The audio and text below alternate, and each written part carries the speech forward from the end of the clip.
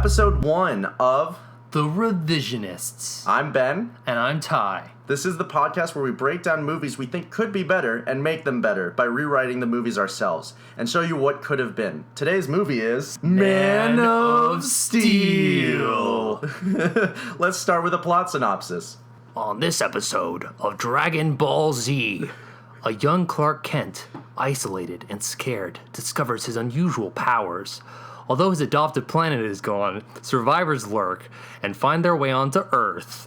Clark must then embark on a journey to stop them from wreaking havoc, to cause harm to the ones he loves. And he must collect all the Dragon Balls.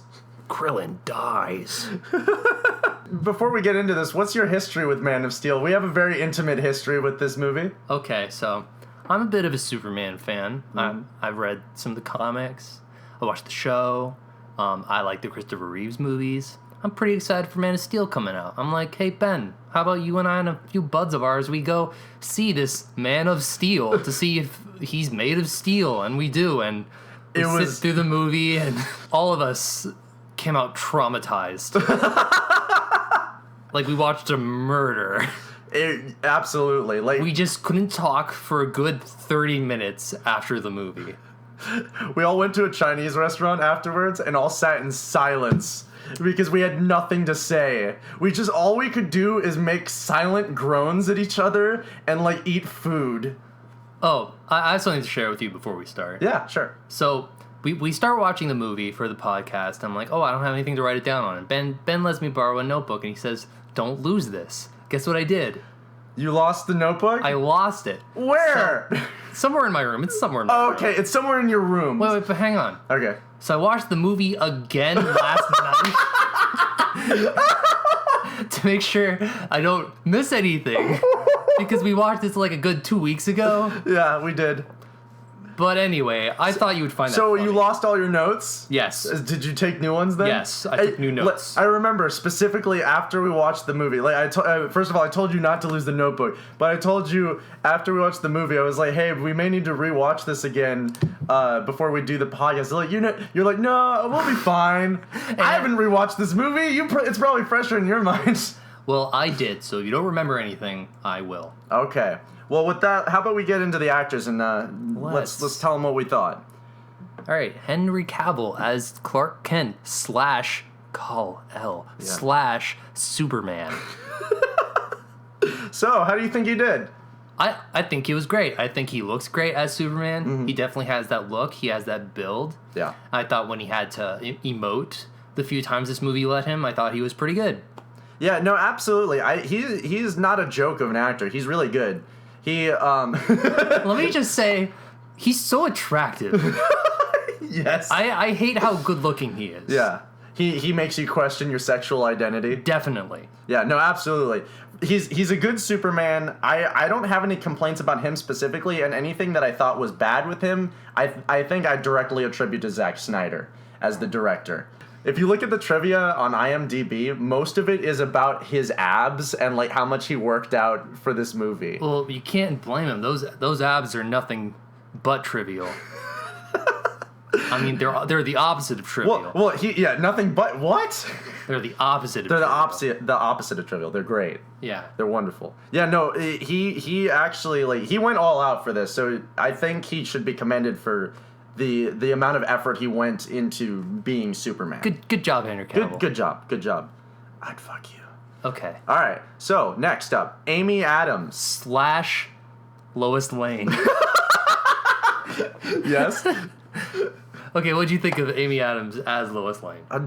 What is there to think? She didn't do anything. But okay, in my hypothetical Superman movie that we're going to talk about later. Yeah. I would have cast Amy Adams as Lois Lane. I think she's a great actress. I think she's very attractive. You wouldn't cast Mary Elizabeth Winstead instead? No, she's too young. You wouldn't cast her as Mary Elizabeth instead? Okay. Now I have to. You have to now. So you would cast Amy Adams. Yeah, I like Amy Adams, but this movie gave her nothing to do. Absolutely. Well, here's the thing. It gave her nothing to do, And like there was a point at the beginning where she was starting to do something. She was like being all like tough. It was like but it was all kind of bullshit anyway. But then like she literally, her character just drops out and she just talks. That's all she does for the movie. Yeah, she just flatlines, and it's a real shame because I'm a bit of a Lois Lane fan. I think she's a good character. Well, I'm also an Amy Adams fan. Like I think she's a good actress, and you put her in a good role, it's fun to watch her. She's a good actress. Well, there you go. Wasted potential. Sorry, Amy Adams. Yeah, sorry. It's not. We don't blame you, but this was not your best role. Okay, here's a good one. All right, Michael Shannon. the man himself As General Zod. / Superman. No. You gotta say it the right way. Superman. Hello, I'll find you, Superman. Okay, so how do you think Michael Shannon did? Okay, I think I still would have cast him. Yeah. He has a good look. He looks like Zod, as I would imagine him. Yeah. And his acting's over the wall. It's off the wall. But he does it within like reasonable lines. Like you believe him, right? Oh, I believe his delivery. Like a lot of the times, it's just when he's like screaming, and there's certain like faces he makes where he's like, it's great. What's that thing that he repeated like 50 times? I will find them. I'll find him. I will find him. I will find him. I'll find him. Yeah, no, Michael Shannon, like, I think he's a good actor. I don't know. He didn't do it for me as Zod. I was not completely taken by him, but I was not disturbed by his acting. Like, I think he's a good actor. But for me personally, he didn't have like the general hubris of Zod. Like to me, I was thinking about it today. I might cast Mel Gibson as Zod. Oh my god. Could you imagine that? I can absolutely imagine that. Yeah, I think that would be a good Zod. Well, I liked him. I think I would have hired him, and I would have directed him a little bit differently. So I think there's pretty much only one more person to talk about here, and I think that's Russell Crowe. He was all right. He was there. He did the role fine. What? Are you joking? No. Listen, I think he was the best actor in this movie. To be honest, I thought he was the most interesting part of Man of Steel. I thought he was a good Kal-El. He's Jor-El. Jor-El! Jor-El, you pleb. You know what I mean. Russell Crowe, I think, is very bland actor unless he's in the right thing. There are only like two other things that I like him in, and that's 3:10 to Yuma and Master and Commander. And he's really good in those roles. But everything else, he's just kind of... He's not good. Yeah. In this, I thought he was awesome. I thought he was really good. I think he was kind of like one note, but I think the parts that he worked was as, Superman's dad. Where he's talking with Superman. He was very authoritative. Yeah. He was very sort of like strong and a little somber. Yeah. Which I think kind of worked for this character. But in the Jor-El I would have had, there would have been some like low moments maybe of regret or maybe sorrow because he was Zod's friend. But he was a robot for the rest of the movie. Oh yes, so. he was a computer program. So that's why he was one note. Then. I guess I out-explained it. Oh, all right, you did it. I did it. Good job. Thank you. You know the only thing that was missing from this? What? Was a musical number from him because he did such a good job in Les Mis. Yes.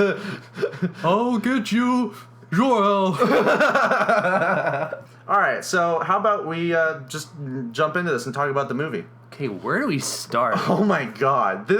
Listen, how many pages of notes do you have for the movie? 1, 2, 3, 4. I have 4 pages. We're writing these in little notebooks. 3, 4, 5, 6, 7, 8, 9. I have 9 pages of notes in the movie. These are in 6x4-inch notebooks.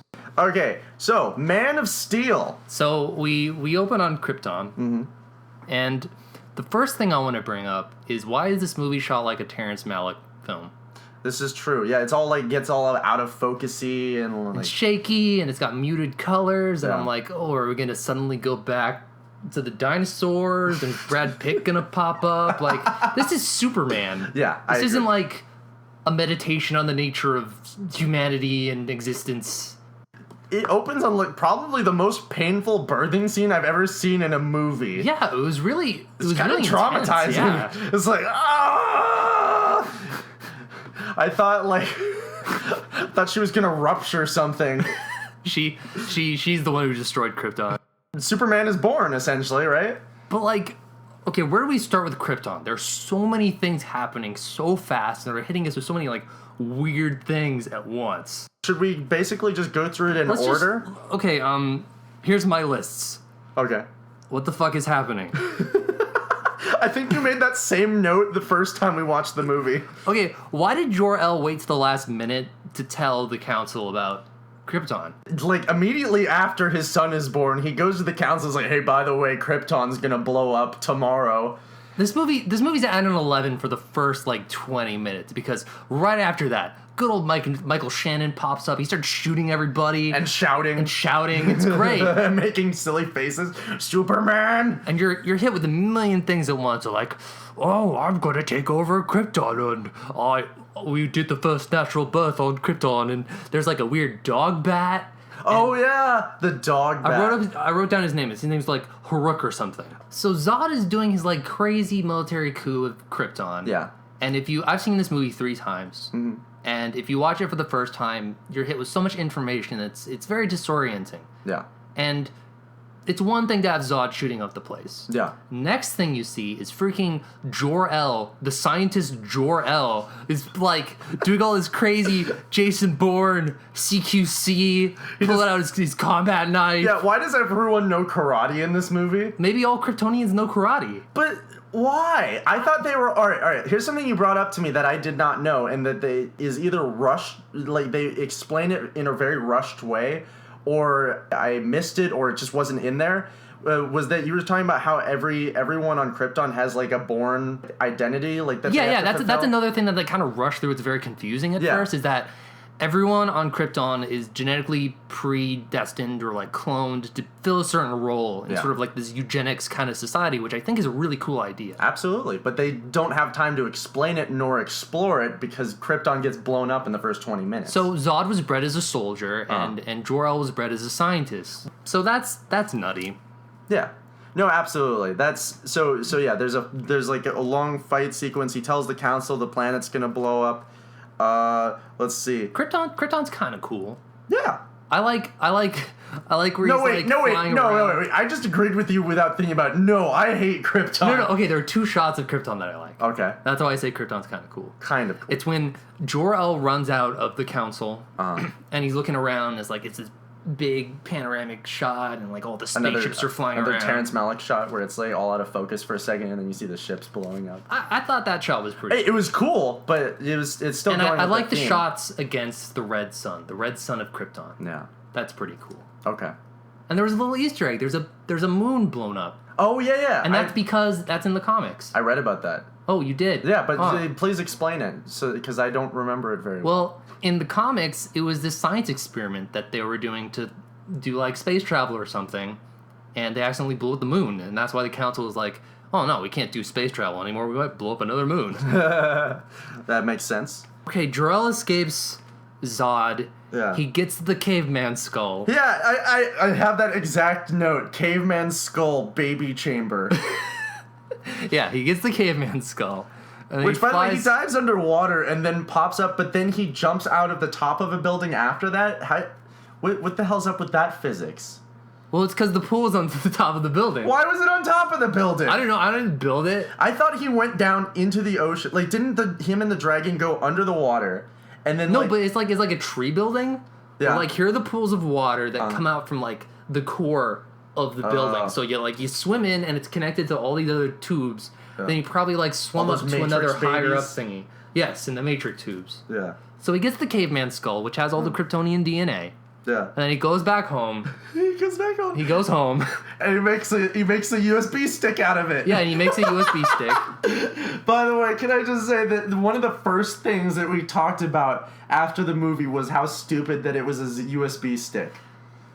But I see what they're going for, because in the old Superman movies, he had this crystal that had knowledge and stuff in it, and it made the Fortress of Solitude. That was pretty cool. Yeah. They're kind of going for the same thing, but they treat it like a flash drive, and it's weird. Yeah, it is pretty weird. Like you put it in, and Jor-El's like, oh, I'm uploaded now to the mainframe. But you have to press it in for it immediately gets sucked in by some sort of magnetic force. But then it can't go in all the way. You have to press it in. What the hell's up with that every single time? Okay, at first it didn't really bug me when you brought that up, but as I rewatched it, I was thinking about every time they do that, they don't know to push it in, so it creates like this big problem that wastes like 5 minutes of the movie, and they're like, oh, you gotta push it in. It's so stupid. But so anyway, so he turns it into a USB stick, and then Zod shows up with his army, and he's won already. He won.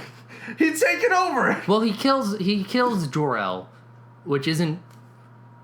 I don't see the point in that since they're gonna die anyways. Yeah, well, I mean, what is the point of him starting a coup anyway when the planet's going to be destroyed? Wouldn't he be more concerned about evacuating? Why does no one want to get off the planet? They can send Superman off the planet. Why can't they get anyone else off the planet? Hey, see, in my script, I acknowledge that. Okay. I set it up. And the movie says that, like, Kryptonians used to have spaceships. Yeah. And they don't anymore. Yeah. And they don't bother to explain it, which I think is a major So- plot hole. So, all right, so based off of that moon thing, that's why they don't do space travel anymore. So that's, Yeah, but you would only know that if you read the comics, the and a expanded movie universe. should be self-contained. The thing that drove me crazy is when they find that spaceship later, the one that becomes the Fortress of Solitude, there's a Superman outfit in there. It's like, were his ancestors on that ship? Like, Yeah. why does he... Yeah. No. I looked it up. Yeah. There was a comic that tied into it. Okay. Where it tells the story of the Kryptonians who flew to Earth on that ship like Uh-huh. 50,000 years ago, Uh-huh. and one of them is Superman's ancestor. Really? Yeah. So that's really convenient, though, don't you think? That you have to spend $15 more to buy a comic book? No. Not that you have to spend $15 more to buy a comic, but that just seems really convenient that the ship happened to have one of Superman's ancestors on it. It could have been any other of like the thousands of other families that live. It is pretty Krypton. convenient. So like I have a beef with it, And it but- was in a display case. Yes, it was. He should have had to pull it off of the dead corpses of the Kryptonians, and by the way, what happened to them? Why aren't they alive? Why are they Superman? Yeah, they would have been super They people. were right? on Earth. Like the ship crashed, but they would have been fine because it's like they're super people on Earth, right? Yeah, essentially. I mean, maybe like they didn't get any yellow sun. As soon as you get within the range of Earth, maybe they had a heart attack on the ship or something, and then it crashed into Maybe Earth. they've been dead like the whole time, like They were dead the 50,000 whole time. light years outside, and then they're like, like the only possible explanation is I can think of like is where it's like in the beginning of the Thing, you know, like it was dead like when it crashed, but the Thing can't die, so it just like, you know, it froze itself in the nest. But with them, they were super. There's no reason for them to be dead. I think the logic is that because like the way Superman gets his powers is he needs to absorb radiation from the sun, from our yellow sun. Yeah. And maybe they weren't able to do that because they were in the spaceship. Well, maybe they were old and crippled, and like they got there, and like because you notice how like Superman, Superman and Zodman have to adjust when they take off the masks or whatever. Yeah. Like Superman, like he does it over the course of his life, so he's able to get pretty used to it. Yeah, controls powers. But like, remember that his mom was like, you were having such trouble breathing when you first landed here. So maybe they were just like so old and decrepit that they couldn't do it. They're just like, oh, and then they just died. Nice. Jor-El's home. Yeah. He's like, honey, we're gonna send a baby off to whatever. Earth. They send Clark to the Thing. Yeah. And they put him in the Thing, and they shove him off to the Thing, and they give him the Thing. Yeah, And then Zod I have shows the up. He's note- like, no! I have the note here, too rushed. Too rushed, too furious. Yeah, and also natural baby? They send Superman off. The planet's blowing up. Yeah. And stupid Penis ships. stupid Laura. Yeah. I don't like her. She's pretty bad. By the way, who's the actress that plays her? Because that was pretty bad. Who cares? There's just shot I hate where it's like her stupid iPhone ball made of pins. Oh, I hate that. Oh, man. All right. Let me tell you something. Let me tell you people at home something. Fuck those machines. I hate the stupid, like, morphing technology. I hated that the first time I saw it, and I hated it now. They're weird. They're, like... It's very distracting. It's super distracting. It's not convenient. It's not clever. Like, what is it? Why would they make that? Well, one of those things is like, don't you want to find some shelter? And then Laura's all like, there is no shelter. There is no... And she's just, the whole planet's exploding in front of her. And like, just feel something, like shed a tear, just like, maybe a little bit of crying. Maybe you could like hold the corpse of your dead husband and be like, just to hold him one more time. Yeah, just but like what happened to the corpse? Did she bury him already? some emotion. Did Come they have on. a funeral for him? Like, because they're still having trials and like executing people. Like, they sentenced Zod to the Phantom Zone while the planet's about to blow up. Like, how stupid is that? They probably had a funeral for Jor-El. They're like, oh, dearly beloved. Like, everyone dies. Krypton. Yeah, oh, Krypton, get it together. But, So- would you say her performance was Quaid-esque? No. Because Quaid could get away with like as little acting as possible, but still be kind of like enjoyable. Yeah. Like you're like, oh, the Quaid. Yeah. By the But- way, we're referencing Dennis Quaid. No other Quaid can match the Obviously. power of Dennis. So we have Clark flying through space. Yeah. And that's another part I like. Mm-hmm. I like the sort of the realism of this movie. I don't mind a grittier, more serious Superman movie. Yeah. I kind of like that they acknowledge his like weird alien origins. Yeah. Oh, and there was that great cut when the ship's about to crash land, and then it cuts to a wave crashing on a ship.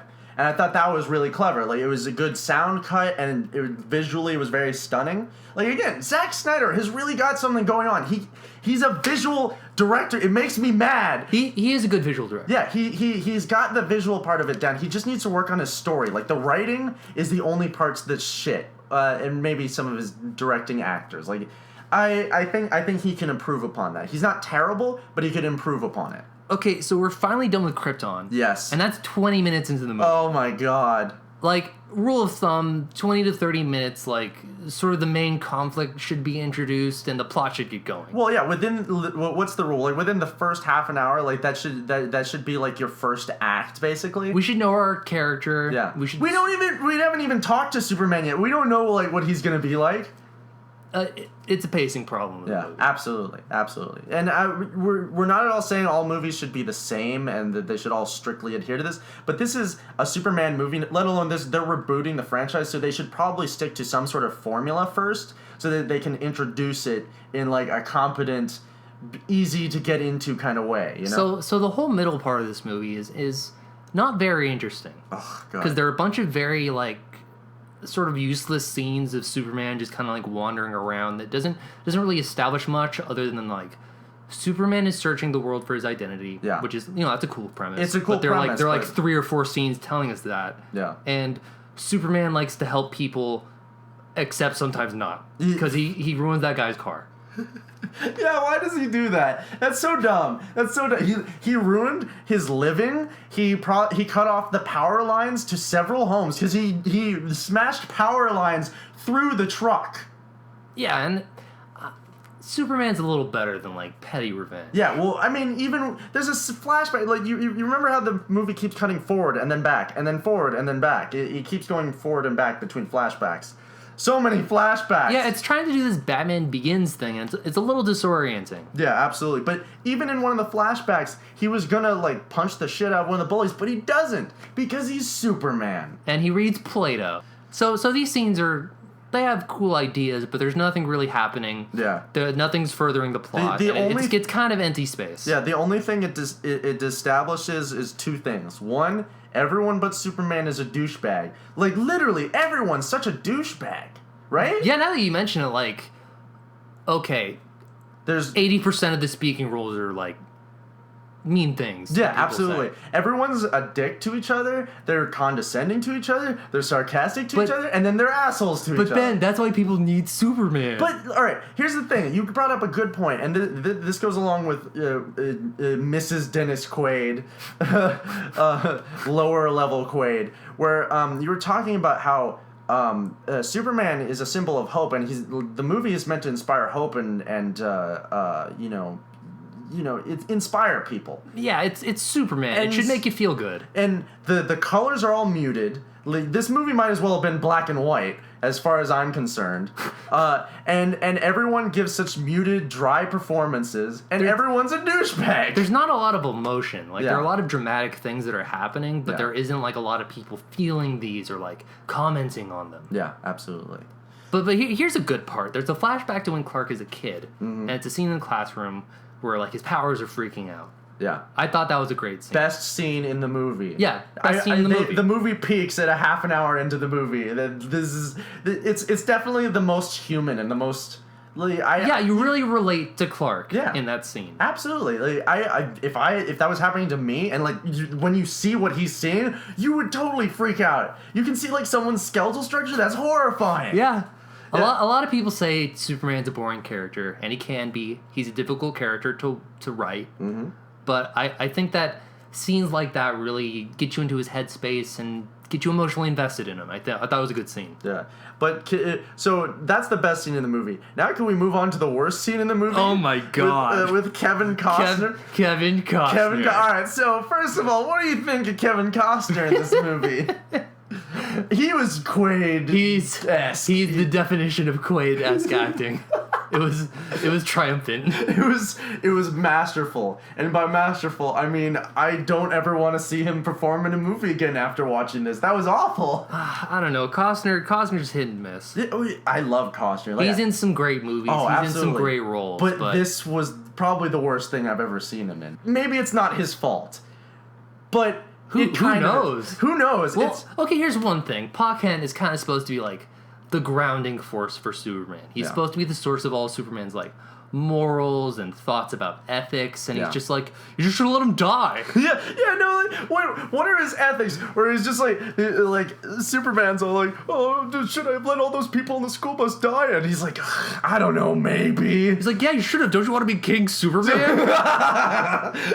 That is something we need to get into in depth. Is King Superman? So what the whole time I'm watching this movie, I had this headcanon that Kevin Costner wants to raise Superman to be an evil despot and to use his powers to become King Superman. So every time he's like, should I let those kids die? He's like, yeah, you should have killed them. You gonna let me down? How else are you gonna enslave the human race? He's like the racial ghoul, where he's raising him to be evil. Anyway, so Kevin Costner. In this scene, he's just the angriest, most bitter, atheist I've ever seen in my life. I like that little shot where this lady's talking to him and is like, oh, what Clark did, that's an act of God. And he kind of rolls his eyes. No, he might have, I think, in my head, I haven't watched this in a while, but in my head, he looked directly at the camera and said, fuck God, to the audience. Good stuff. I like in the bar scene where, that dude's being a jerk to Superman. Yeah. And he pushes him. Yeah. And he breaks his own arms and falls over on the floor and dies. Wait, what? No, you remember that? Where he pours beer on Superman's head. He was like, you want to fight? And he tries pushing Superman. He's like, Superman didn't budge at all. Yeah, but he didn't. I thought you were serious that he broke both his own arms. That's what happened in my mind. Yeah, you would have been a better writer for this movie. Because there's a lot. So what happens next? I only got this on my third watch through. Is Superman picks up people talking in the background and oh, they saw an anomaly in the Arctic, and that's how he gets to the Arctic. Oh, really? Yeah. That's what happened? He overhears some background dialogue. I've seen this movie twice, and I did not notice that. Huh?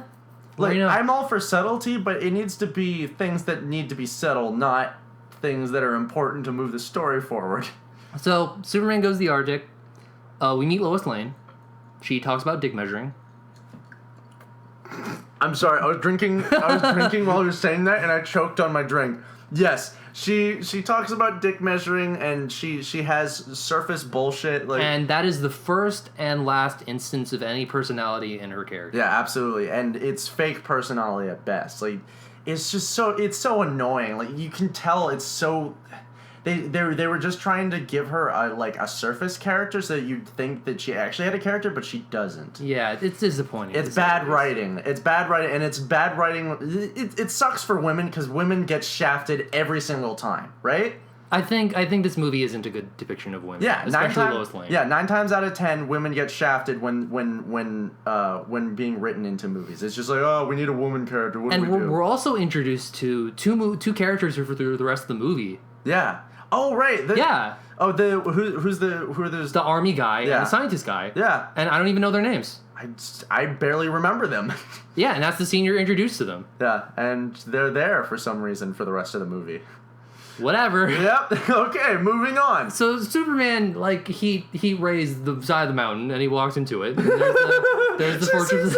She's like looking through binoculars and she sees like a guy scaling the mountain and like, what the fuck's that? She's like, oh, that's weird. Let's go over there. And Lois is like, Lois Lane, what are you doing? So Superman carves like a Superman-shaped hole in the side of the mountain, like He might as well punch the wall and the Superman logo appears. I'm Superman. Of course he can do that. Yeah, he can do that. Well, he didn't. What would be even funnier is he doesn't know that that's his symbol yet. So it's just funny that he just punches things in the shape of an S. It's just an inherent power that he has. I mean, there was all kinds of bullshit powers. Well, that he I has love that. That's something that would happen in all the right, comics. it's canon now. It's canon.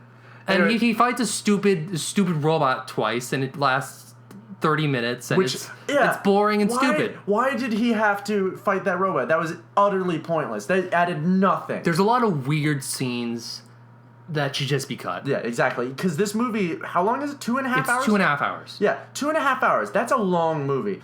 Okay, so Superman talks to Dadbot, and he gets his costume mint condition in the display case. his dad's like, and this is the scene son, where, it's in mint condition. this is the scene where Jor-El's like, "You are Superman. I sent you to this planet to be Superman. Yeah. So put on the costume." Okay, he puts on the costume, and you're King Superman now. You're God now.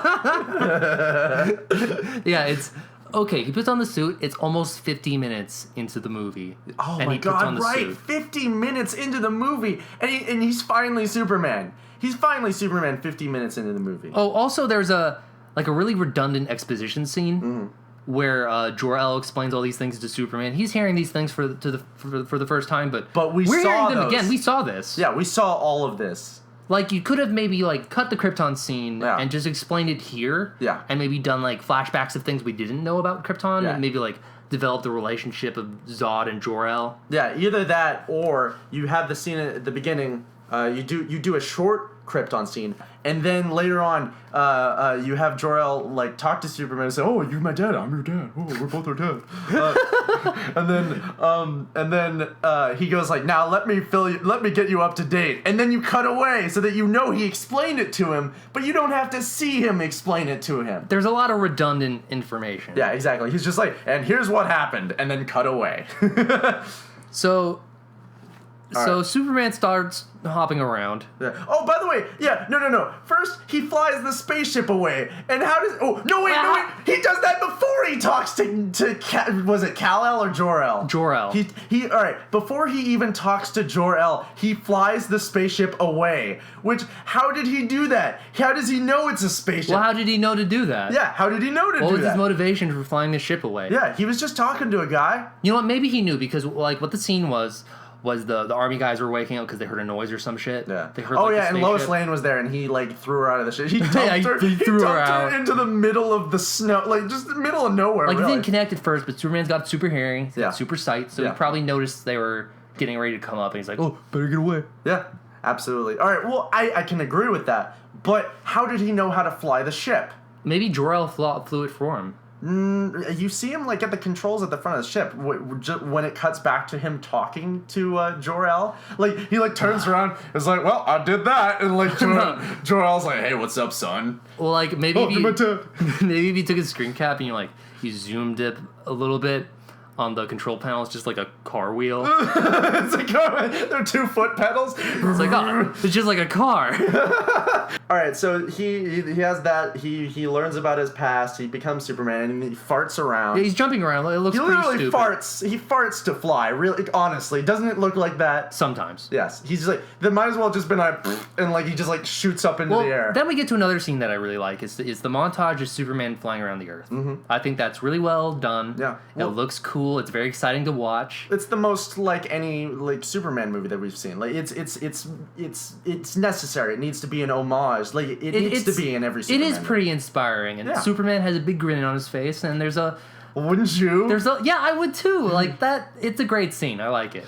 Okay, so let's get to the scenes between this and the next scene I want to talk about is just Lois Lane's looking for Superman. Yeah. And that's kind of redundant too. Oh, and by the way, a principal character who I think you consider him overcast, but You know, I love Oh him. yeah, Lawrence Fishburne. Lawrence Fishburne is a tremendous actor. Yep. He's an American institution. But Absolutely. he's cast as Perry White, Yes. who's a very he's not a very interesting character. He's not very important in the comics. It's not like he's a J. Jonah Jameson where he's a mountain of personality. He's not. Mm-hmm.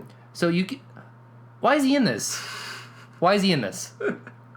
It's Lawrence Fishburne. You know, I'm just happy to have him. Like, I don't think it was that bad. Like, I guess I'm happy to know. have him. I'm happy to have him. I understand what you mean, but I don't know. I love his face. I don't like it when movies are overcast. I like agree. in an animated movie where all of the actors are like Brad Pitt. And then I wrote 40 minutes in, there's still no plot. Not really. There's no conflict. Yeah, there's no conflict. Superman isn't really trying to do anything. Yeah. He hasn't even met Zod. Zod Yeah. isn't even in the movie yet.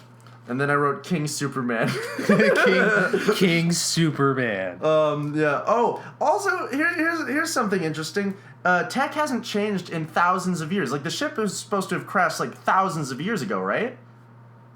I'm okay with that for headcanon reasons. For headcanon reasons? Yes. Why is that? Because Krypton is supposed to be this technologically advanced utopia where everything's perfect. And the reason they collapse in the first place is because everything's been perfect so long that they've become sort of like intellectually stagnant.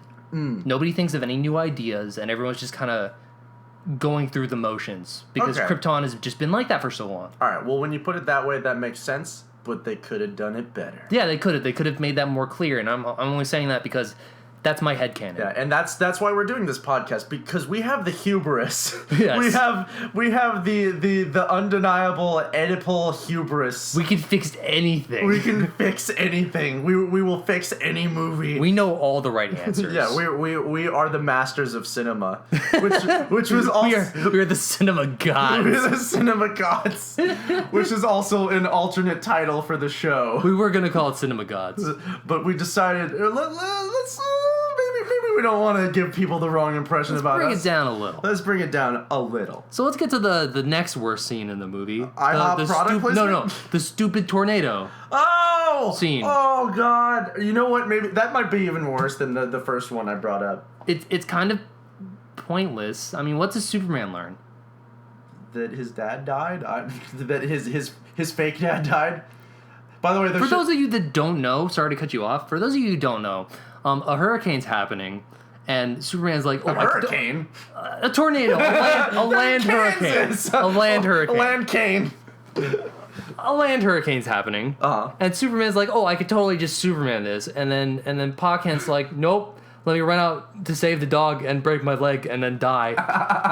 And there's that dumb expression on his face where he just holds out his hand and he's like just no emotion as he's being sucked up into a tornado. There was no thought. Like, Pa Kent could have been like, "Hey, Clark, can you like jog up there and get the dog because you're invulnerable and nothing up there can hurt you, and like in this, if you were to do that, nothing would give away that you're Superman." Yeah.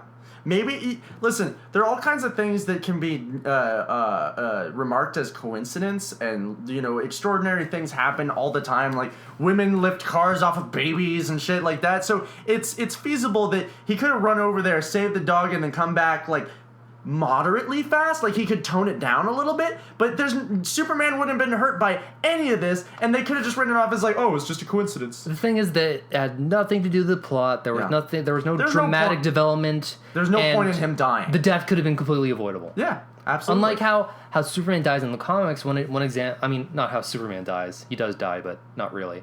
Yeah. How Pa Kent dies in the comics is that there's a scene in All-Star Superman that I really like. Uh-huh. That Superman's like doing some Superman bullshit, and he hears a heartbeat. And he's like, "Oh shit, that's my dad."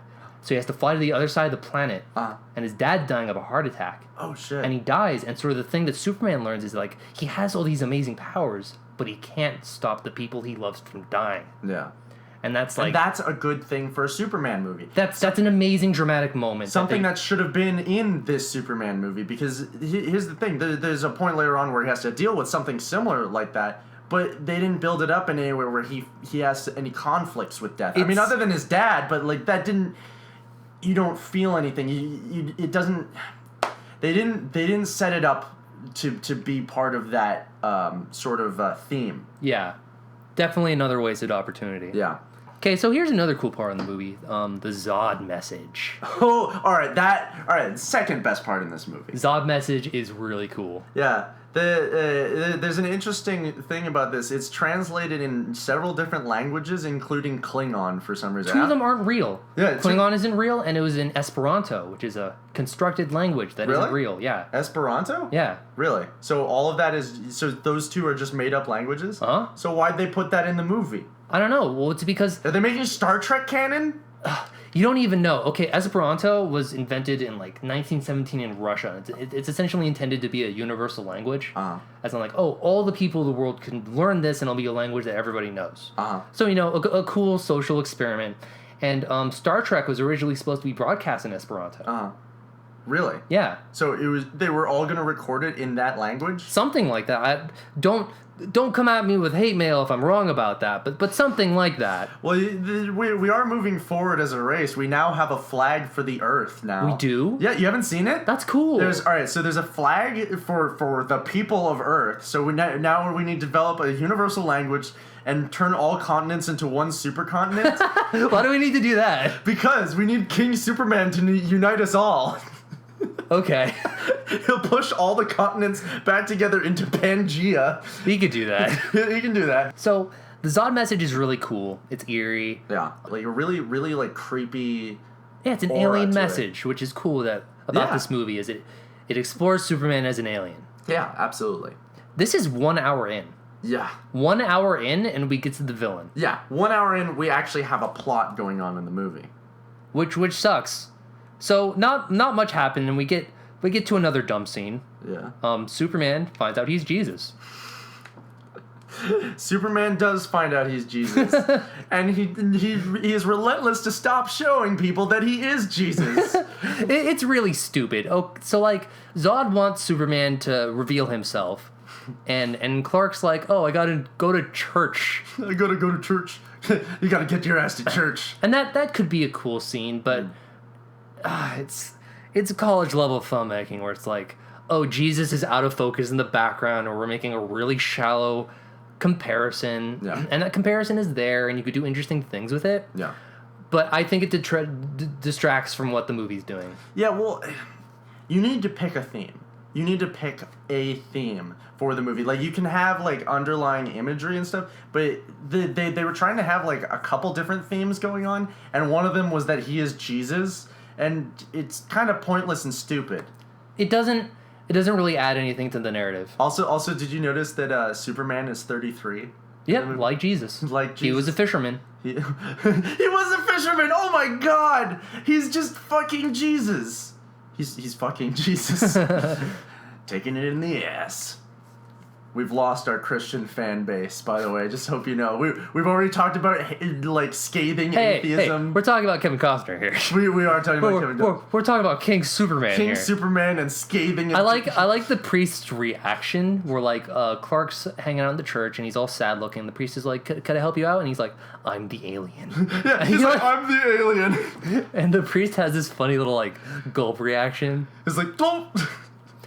But the thing is, the priest gives him advice that doesn't really have anything to do with the struggle Superman has. Mm-hmm. The priest tells Superman to have faith. No. And, that's some good advice, but that's not... I don't know, that's not really the conflict that Superman's having right now. No, absolutely. Like, his advice is really kind of bland and more like fortune cookie-esque than anything else. Yeah, that scene sucks. Yeah, it's pointless, and it only furthers the stupid Jesus imagery, which I don't care for. Oh, then we get another flashback where, like, bullies are picking on Superman, and Kevin Costner's like, "You should have killed them!" You should have killed him! He called him a super pussy. What kind of emperor am I raising? No, he does the exact opposite. It was like, "What are you doing? Why do you care? Why do you have feelings, son? Stop having feelings. I don't have any. I'm Dennis Quaid." Are you reading a book? That's for pussies. Oh yeah, that's when he was reading Plato. He was like reading Plato. No wonder the kids are beating him. It's like, what are you reading, Plato? I believe that's a good reason to pick on Superman. No, because Superman can read really fast. Oh, really? He can read a book in a minute. Really? Yeah. Because he can just X-ray through it? Uh-huh. So then why did he have the book open? I don't know, but like that's something about Superman's character is that he's very well read and he's rather intelligent. I want to see his super library. Like, I hope in the next movie, he has, like, this enormous library. You go in the super cave, or the Fortress of Solitude, and he's got, like, all these books. That'd be cool. That's one thing. We're kind of cheated out of the Fortress of Solitude. This is true. It's like Batman not having the Batcave. Yeah. Well, like, that's the thing. I loved the ice version of the Fortress of Solitude. Yeah, it's so cool. Right? Fortress of Solitude's cool. It has tons of alien tech, it has alien monsters running around. Yeah. It's got a hologram for Marlon Brando dad. Yeah, but it's now, cool. But now it's just a dumb spaceship. Now it's a dumb spaceship that blows up. Yeah. Oh yeah, there's that dumb interview scene where he's like, well, why did they let them handcuff you? It's like, oh, it makes him feel better. I like that. All right, it was pretty funny. Well, it was funny when he stands up and literally just snaps them in half. Yeah. That was good. I liked that. But that scene, it's like, you're supposed to be maybe getting some sort of chemistry between Clark and Lois, and you're not. The romance is so forced, right? It's not there until they kiss. Yeah, for no reason. We'll get to that later, but romance isn't there. Yeah. Also, why do they bring Lois? So Zod. All right, so Zod is like, bring me Superman and the girl. It's like, why do they want her? Yeah.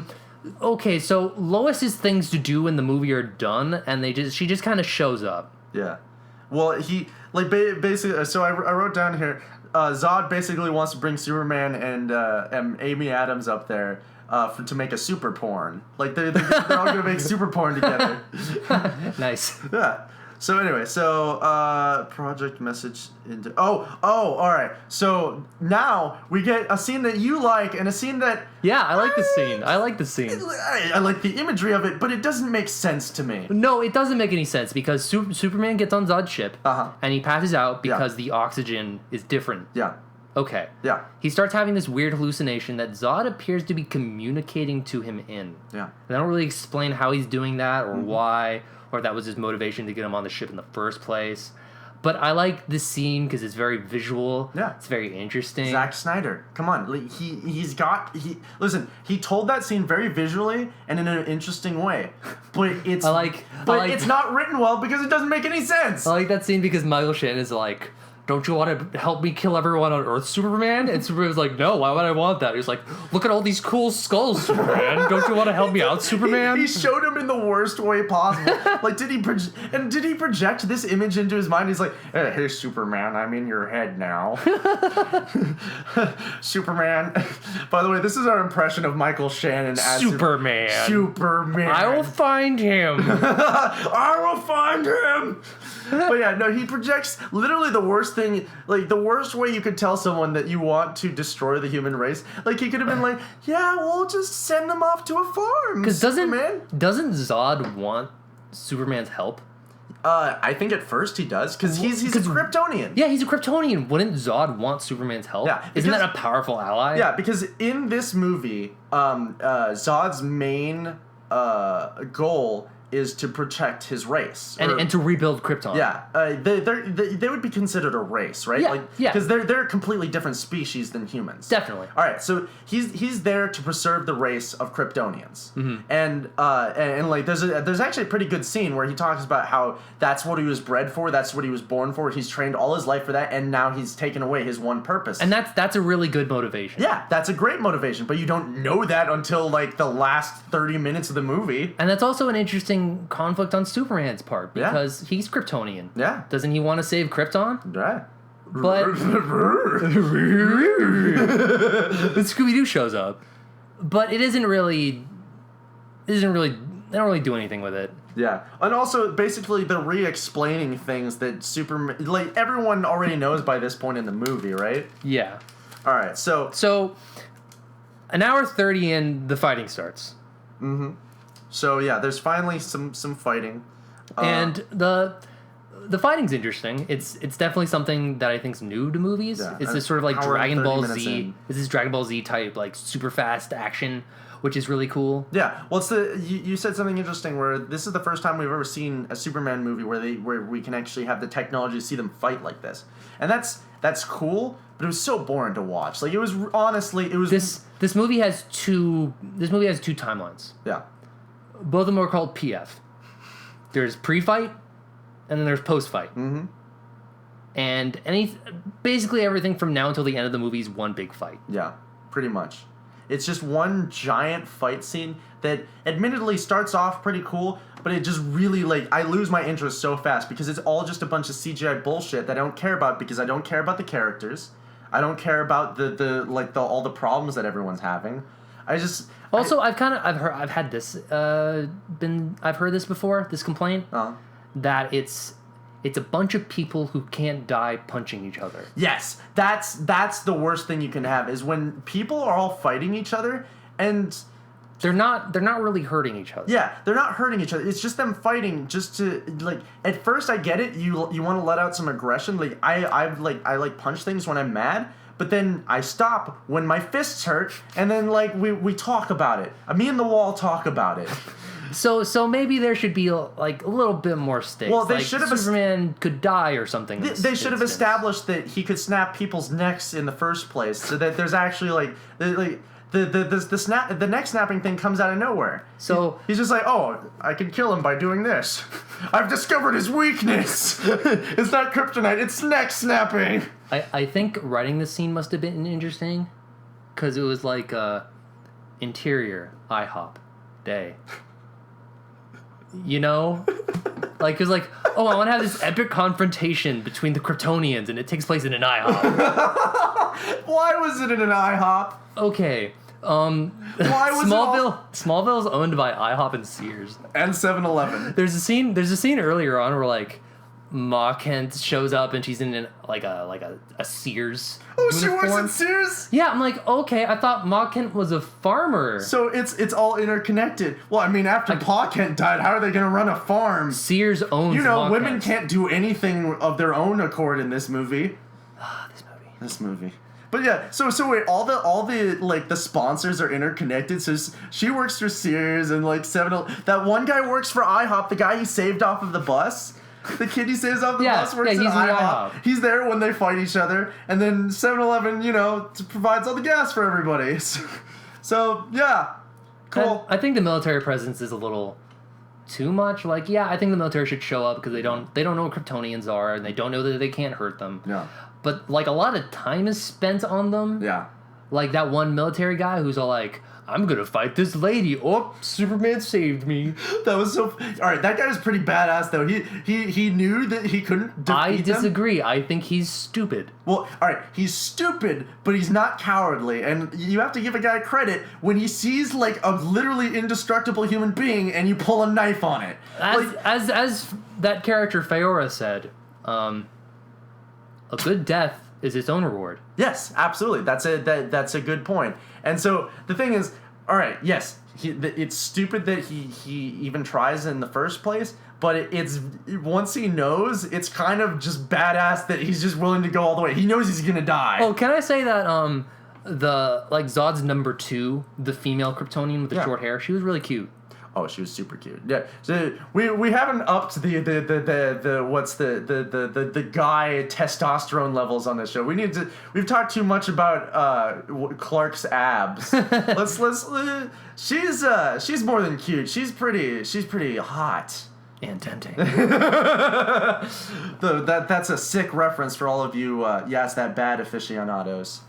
Okay, call back to a great podcast. Everybody check it out. Yeah, listen, if you're going to listen to any other podcast, listen to Yeah, It's That Bad, find the archives, listen to every episode, but also listen to our show. Because we are the literal film gods. We're infallible. We are Supermen of sorts, you might say. In Superman 2, there was a character very similar. Her name was Ursa. Yeah. And she was like Zod's female number 2, and she was pretty cute too. Yeah. I'm glad they included that. Yeah, no, I'm super glad they included that, but again, she didn't really have much to do in this movie. Like she fought Superman, but she didn't have much of a character. She likes killing people. She has no morality, and it gives her an evolutionary advantage. Listen, Ty, as I, the cinema god says, a good character is its own reward, and there was none. Okay, fair enough. So anyway, all right, we have this. Okay, my next note is My house is destroyed. Like Michael Shannon gets really mad and throws a car into her house, into Ma Kent's house. Yeah, and Superman's like, Mom, are you okay? And she's like, oh, it's just stuff. I bet inside she was like dead, and she was like, my house is gone. But where am I gonna live? Everything I've worked for at Sears is gone. It's pretty sad. It's very sad. I mean, like, all she's got left is her dog. Her like the Okay. The dog. To reset Ben. All right. So So the fight just kind of ends. Like Zod's kind of like, okay, let's all go home. He flies back. He's like, Yeah, they just kind of decide that they're done and they fly back to the ship. yeah, it's like, well, I'm not tired. Let's go back. I'm Superman. And this is where the movie becomes horrible. Oh, this is where the trauma begins. This is where it turns into 9/11 the movie. So Zod has this thing called the World Engine, and it's what Kryptonians use to terraform planets for them to live on. Yeah. Okay. Essentially what it is, for those of you who haven't seen this, it's a big laser that shoots into the Earth. Yeah. And it pulls up, like, all the people in the cars on the bottom, and it pulls them up, and it slams them down, and it turns them into jelly. Wait, how mortifying is that? Like, that's awful. No, but that's the thing. It's not done with them. It kills them, then it picks their bodies back up, and it keeps going. Yeah, and you just see that, like, all these corpses and you know, that does make Zod a pretty despicable character, but that's awful. Like, that's just awful. This is a Superman movie. Yeah. It should be kind of like, this is the difference between what Marvel and DC are doing with their movies. Is Marvel is having a lot of fun with them. Yeah. And I'm all for a more serious Superman movie. But it's really disturbing. Yeah, and it's it makes the movie hard to enjoy. Yeah, no, absolutely. Like, it's not the fighting. You know, here's something I'll say: the fighting and all the drama in this movie isn't fun and like uplifting. It's really depressing, and I kind of don't care whenever they're fighting. Yeah, the thing on Superman's chest is it's hope, and we should, maybe feel a little bit better at the end of the movie. And I don't. None of I us feel the opposite of hope. We were depressed and sad. Well, maybe we should, because like Superman's he's kind of clever. Yeah. Like, he knows how to trick people. Yeah. He knows how to trick his opponents to doing things so that they don't kill everyone. He's kind of like a super Swamp Thing, you might say. Right? Yes, in that he has infallible morality and he's right about everything. So, like, whereas, like, Swamp Thing, literally all he does is talk people out of doing things. With Superman, like, he does some fighting, but he's clever enough to be like, yeah, well, you shouldn't do that. And they're like, okay, maybe I shouldn't do that. He's like in Superman 2, he draws the action away from the people so they don't get hurt. Yeah. And he does the literal opposite in this movie. And he reverses the thing so that Zod gets his powers taken away. So that way he doesn't die. Yeah, exactly. So, and he cares about people. But anyway, let's move on. So Superman flies the other side of the world. He's like, all right, I'm going to stop one side of it. Wait, I'd like to read the note that I wrote. Yeah. Everyone is dead. Oh, the humanity. I think you had that exact same note in the other one, in the first time we wrote it too. I did, because that's all I can think of.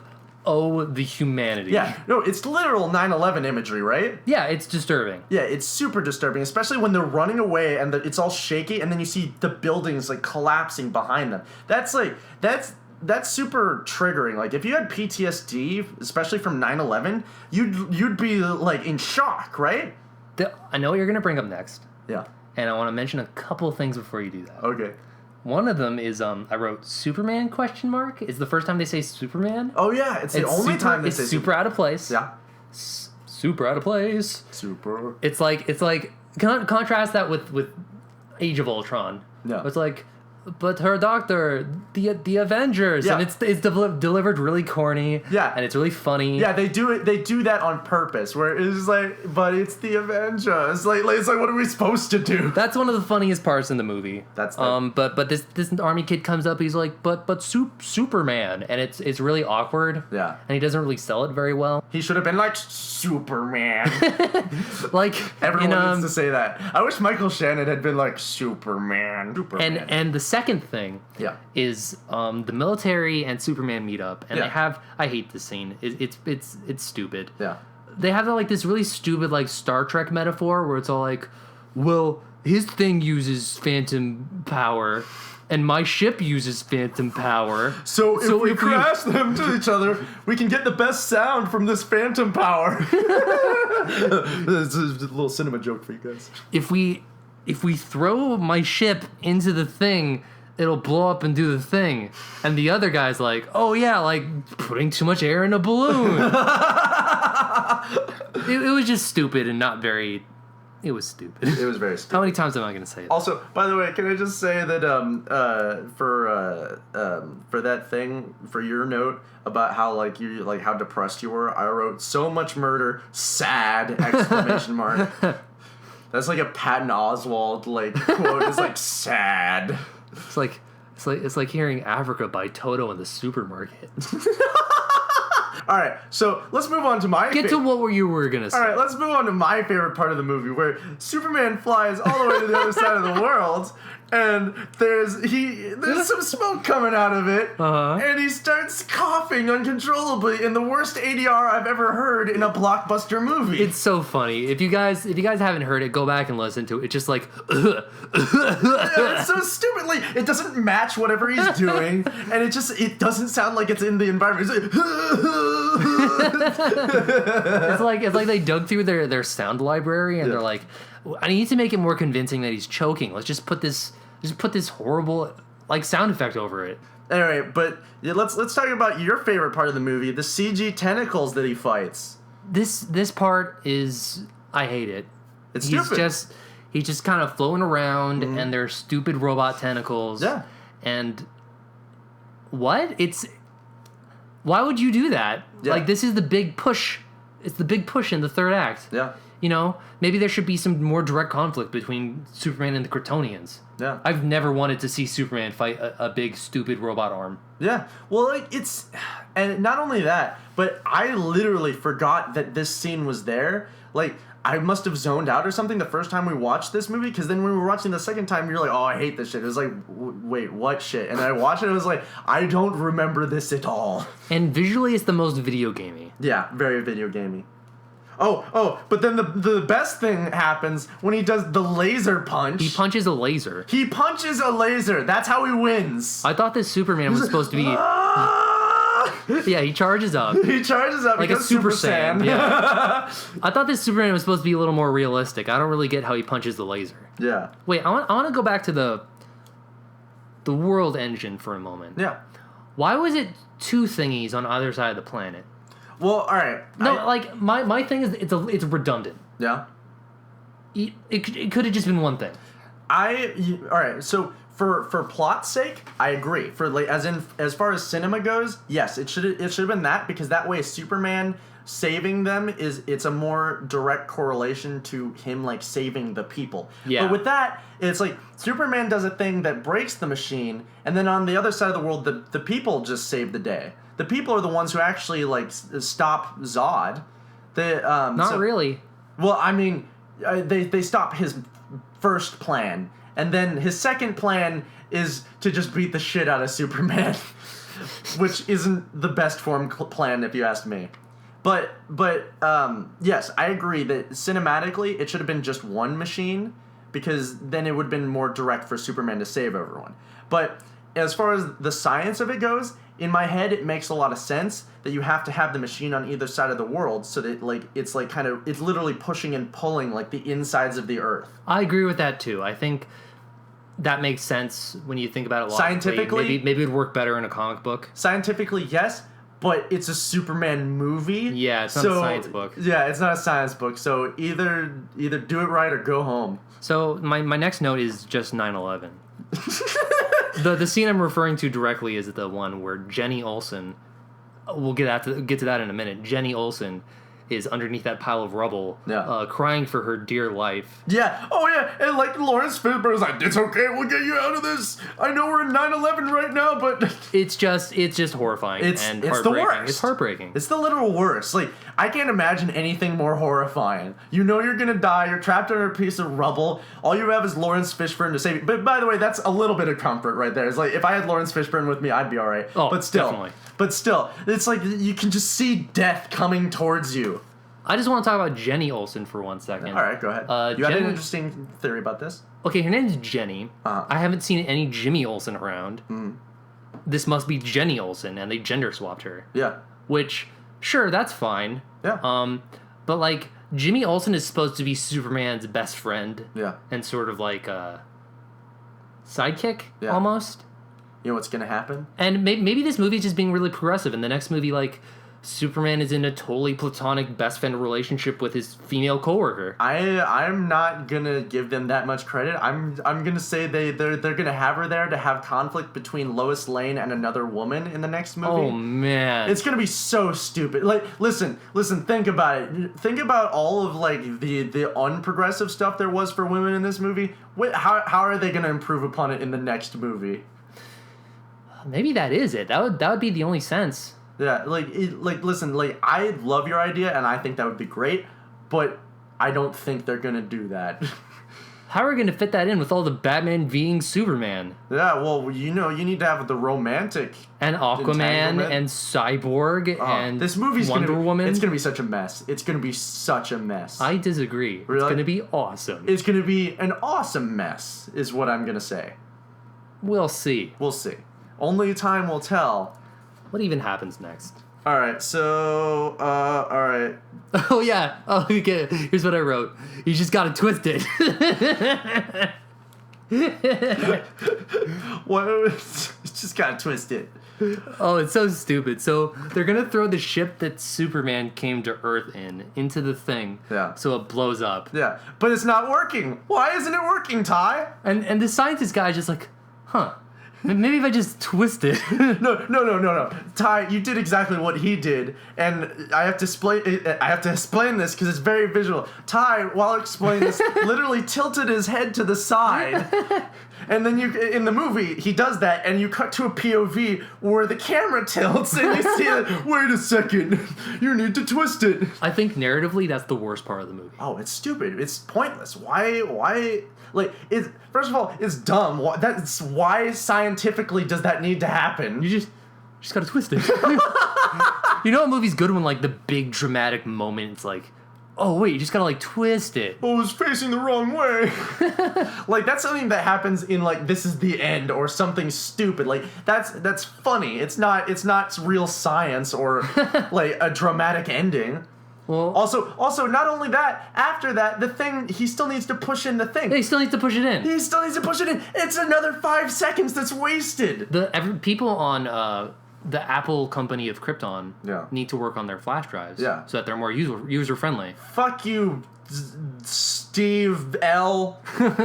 Like, Steve Jobs. Job L. Sure, I mean, we can't... L Jobs. They just sound Spanish. L Jobs. Welcome to Crapple Corporation.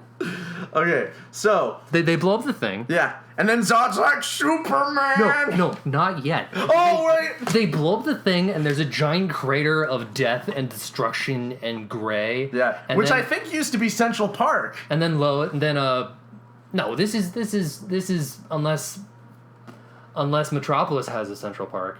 Well, it's supposed to be New York, right? No, it's supposed to be Metropolis. It's supposed to be New York. No, it's Metropolis. It's New York. It's Metropolis. So it's just every city.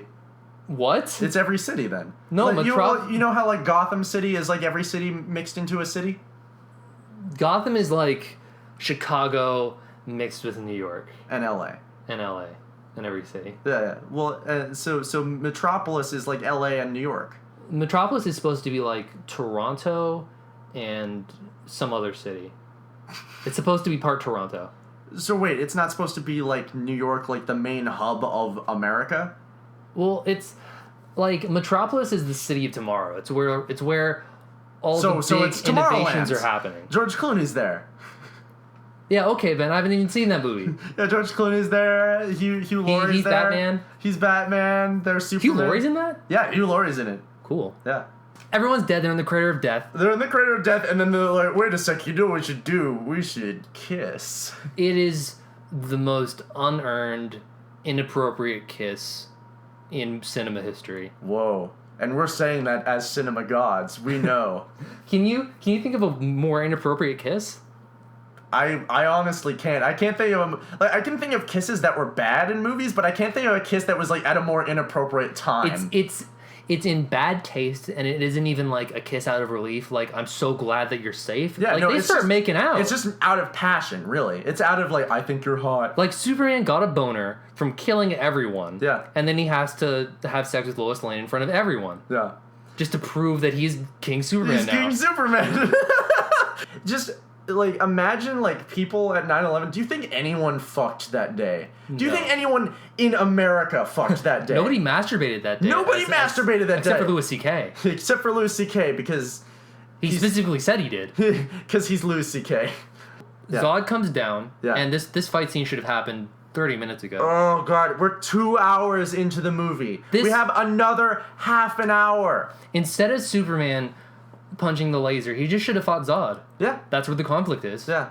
Well, he should have fought Zod on top of the laser. That would have been cool. That would have been awesome. Like, how cool would that be? I'm thinking about that now, and I'm all excited. Yeah. No, see, the thing is, just every opportunity there was to innovate and do something, like, interesting, he didn't do it. It was just another Superman origin story, which I don't care about, because every Superman movie's been, or, well, not every Superman movie's been an origin story, but we've already seen the Superman origin story. We don't need to see another origin story movie. I'm sick of them. And then, on top of that, we have a returning villain. So it's not a new villain, which I'm all right with because it's the first in a reboot, but still it's not innovating. And then the rest of the movie is just like kind of bland and it doesn't feel interesting. So every opportunity he could have taken to make it exciting and interesting and kind of new. We could have done Brainiac. Yeah, we could have. I think we could have recast Richard Pryor as Brainiac. No. Bring back Richard Pryor. Zod says, "Ah!" And they start fighting. Yeah. And my note is the death never ends. Oh my God, you're absolutely right though. He fights Zod. There's so much destruction. He does the stupid gorilla hop up the building. Yeah, that's awkward and weird. Yeah. And now we can finally talk about my literal favorite part of this movie. What? Okay. Okay. So. Something that I didn't notice until this watch of it, and I had to pause the movie and rewind. Oh no! we were watching the movie, and it was like, wait a second, what is that? And like Ty's like, what? And it was like, let's go back. So I rewind the movie and we watch it in slow motion.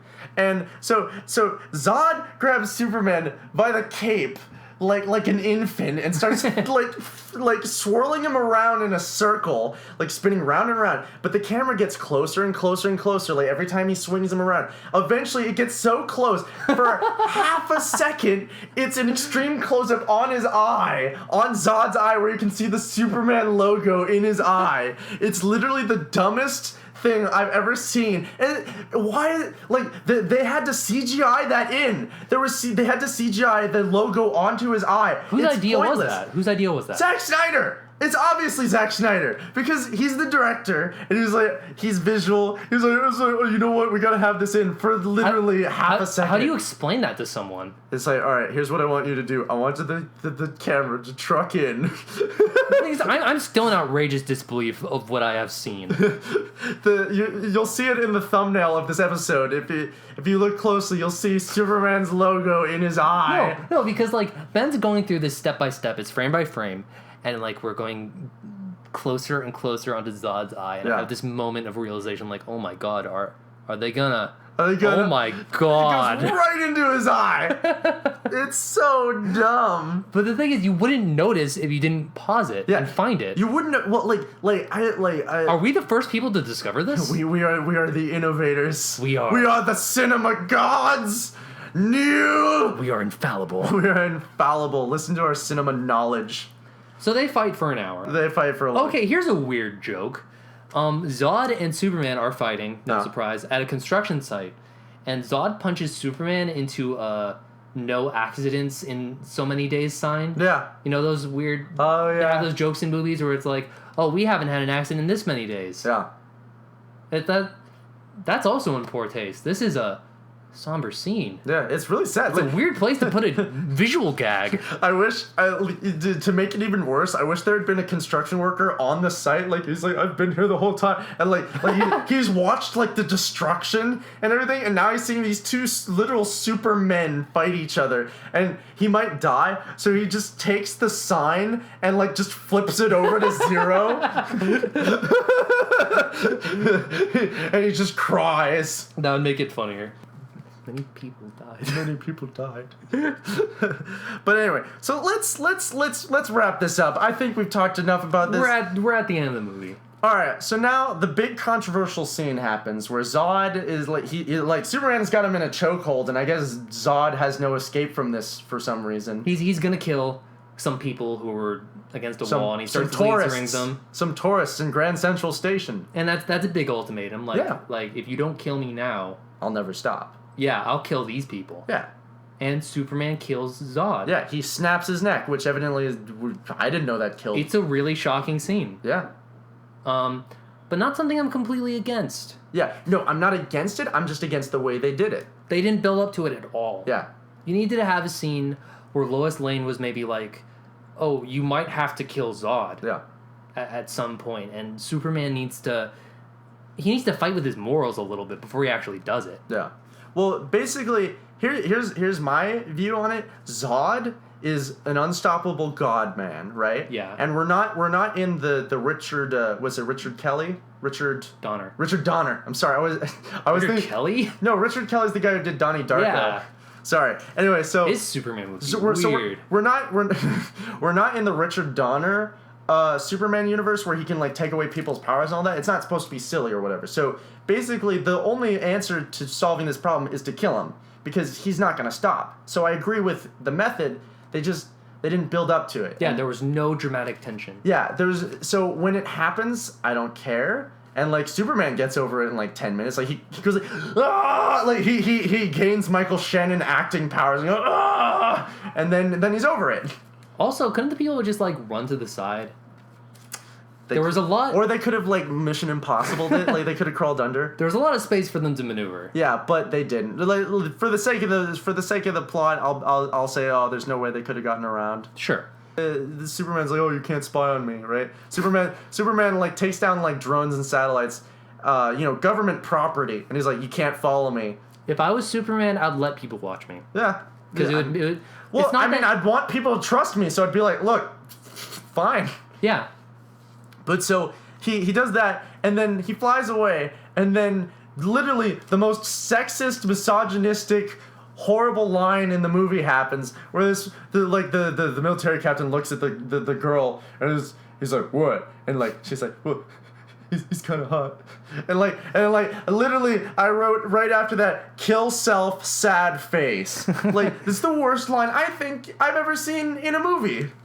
I wouldn't go that far. No, it's the worst line in cinema history. I know, as cinema entrepreneur. No, I'm also a cinema god, so when I disagree with you, it's ambiguous territory. There's only one way we can settle this, and that is in the Thunderdome. I'll break your neck. I'll snap your neck.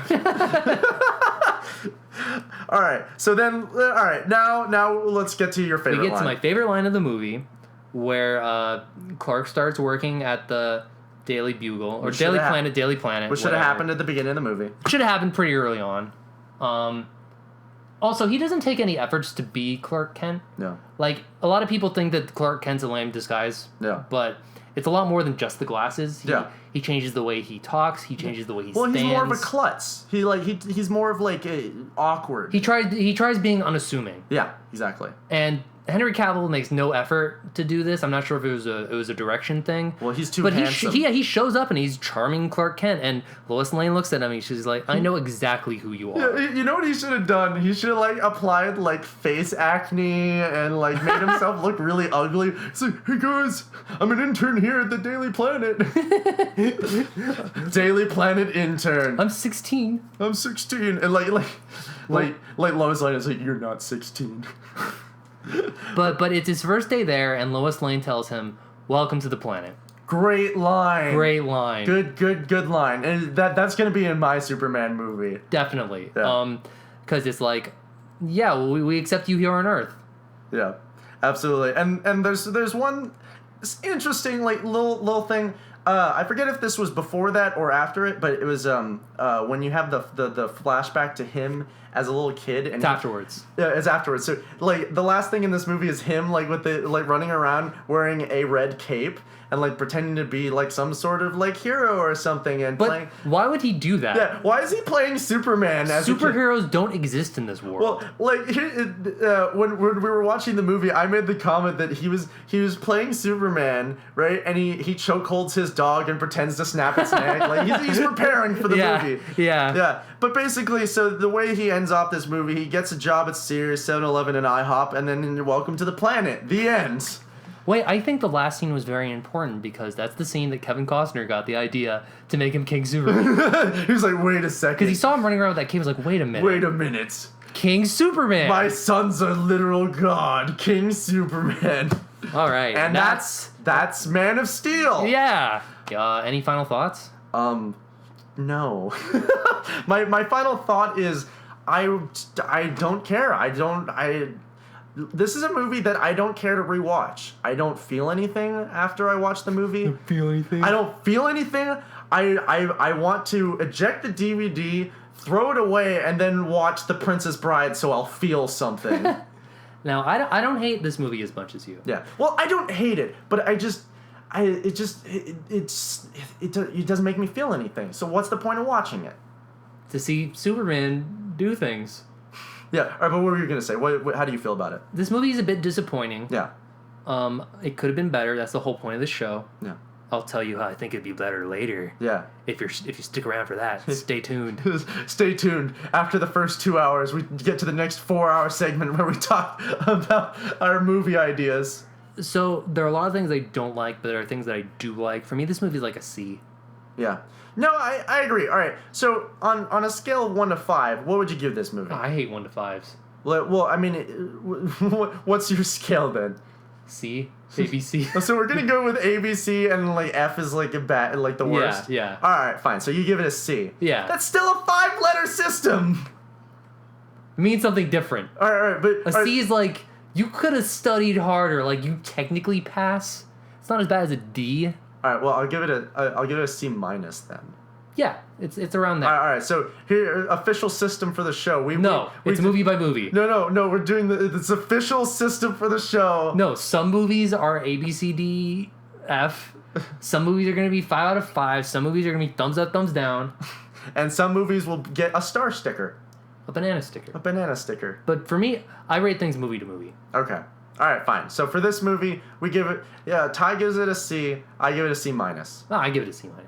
Oh, you give it a C minus too? So It's about that So level. we disrespectfully agree. Yeah. Yeah. I don't like that we agree, but we agree. All right, so how about we talk about a little bit of trivia about this movie? Apparently you dug up some interesting I things. found some interesting things. Let's just go through this real quickly because we talked a lot about this movie. So number 1, Ben Affleck turned down the role to direct the film because he wasn't experienced in visual effects shots. I mean, could you imagine Ben Affleck directing this movie? Do you think it would have been better?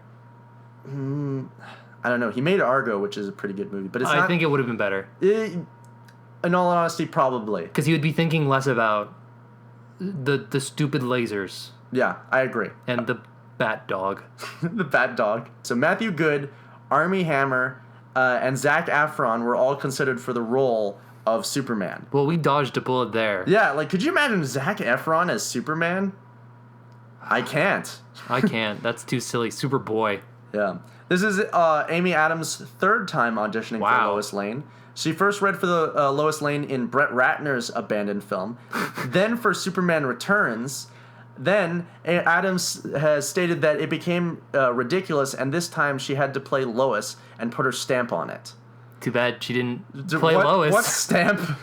Poor Amy Adams. All right, now this is super cool though. Viggo Mortensen was considered for the role of General Zod. Oh my god. I love that guy. All right, that would have been awesome, but like Viggo Mortensen, I think he's too like He's sensitive. yeah, he's sensitive and he's kind of like a samurai poet, if you will. Definitely. You know, that's how I imagine him. So him as Zod would just him be like wandering the forests with like a sword, being like, "Yes, Superman. All right, now we get to the trivia about Henry Cavill's abs.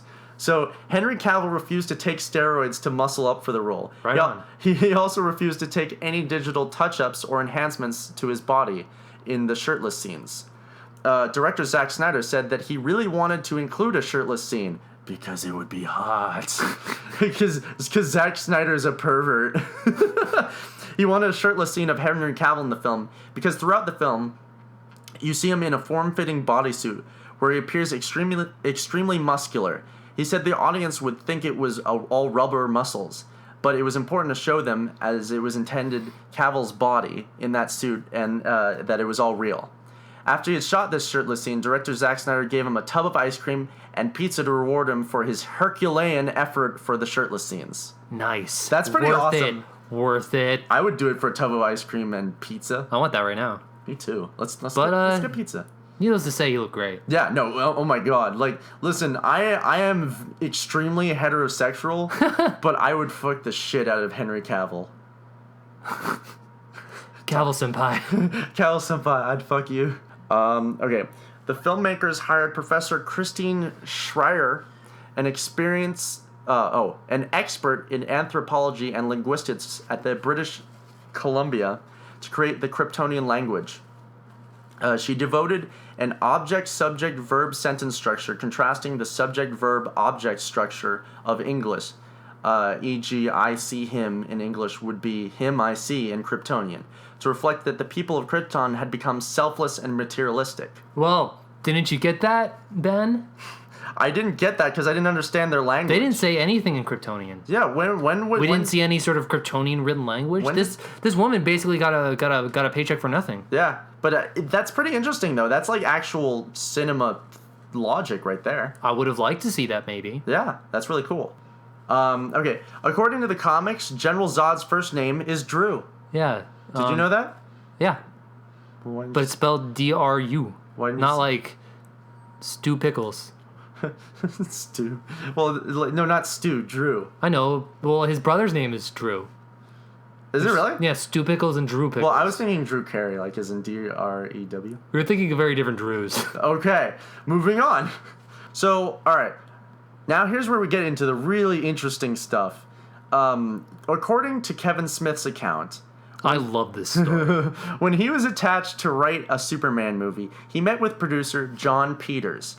Peters insisted on Superman fighting a giant mechanical spider, supervillain Brainiac fighting a polar bear, and so on. Much to the frustration of Smith and WBDC executives, they even asked Smith to work around it by calling the mechanical spider something different, according to Smith. Eventually, Smith left, and Peters went on to make the Wild Wild West, featuring a giant mechanical spider. He got his spider. He did it. Now, if anyone listening hasn't heard him, look up Kevin Smith telling the story. It's so funny and so weird. Yeah. Superman Returns was eventually made with Bryan Singer, and its sequel was abandoned.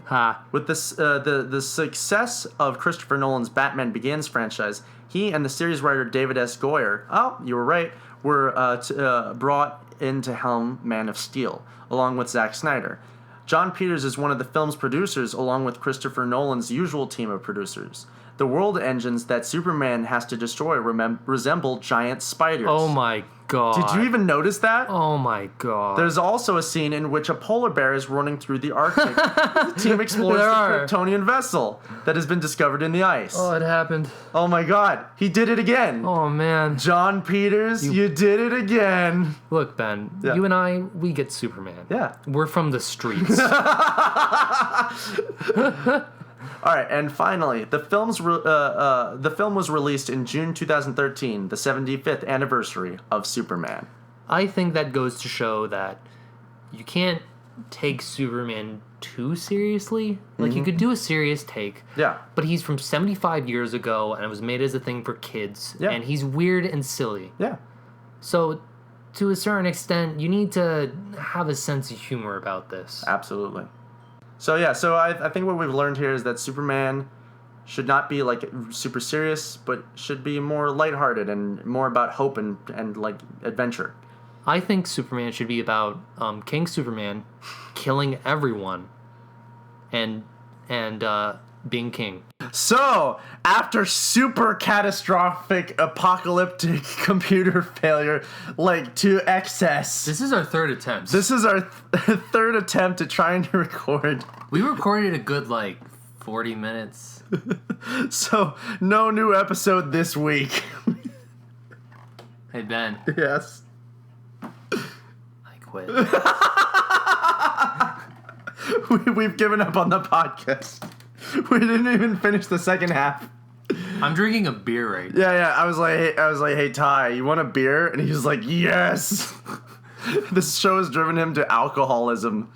So, All right. anyway, we're gonna try again. So here's the part of the podcast where we read you our plot synopsises and tell you how the movie should have been made. Obviously, 'cause we are the film gods. The cinema titans.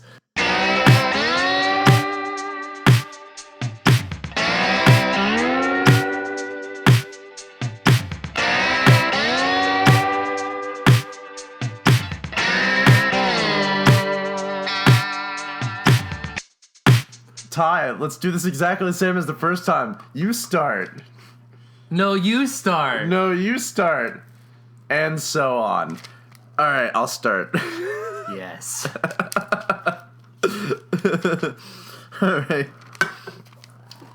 All right, Man of Steel.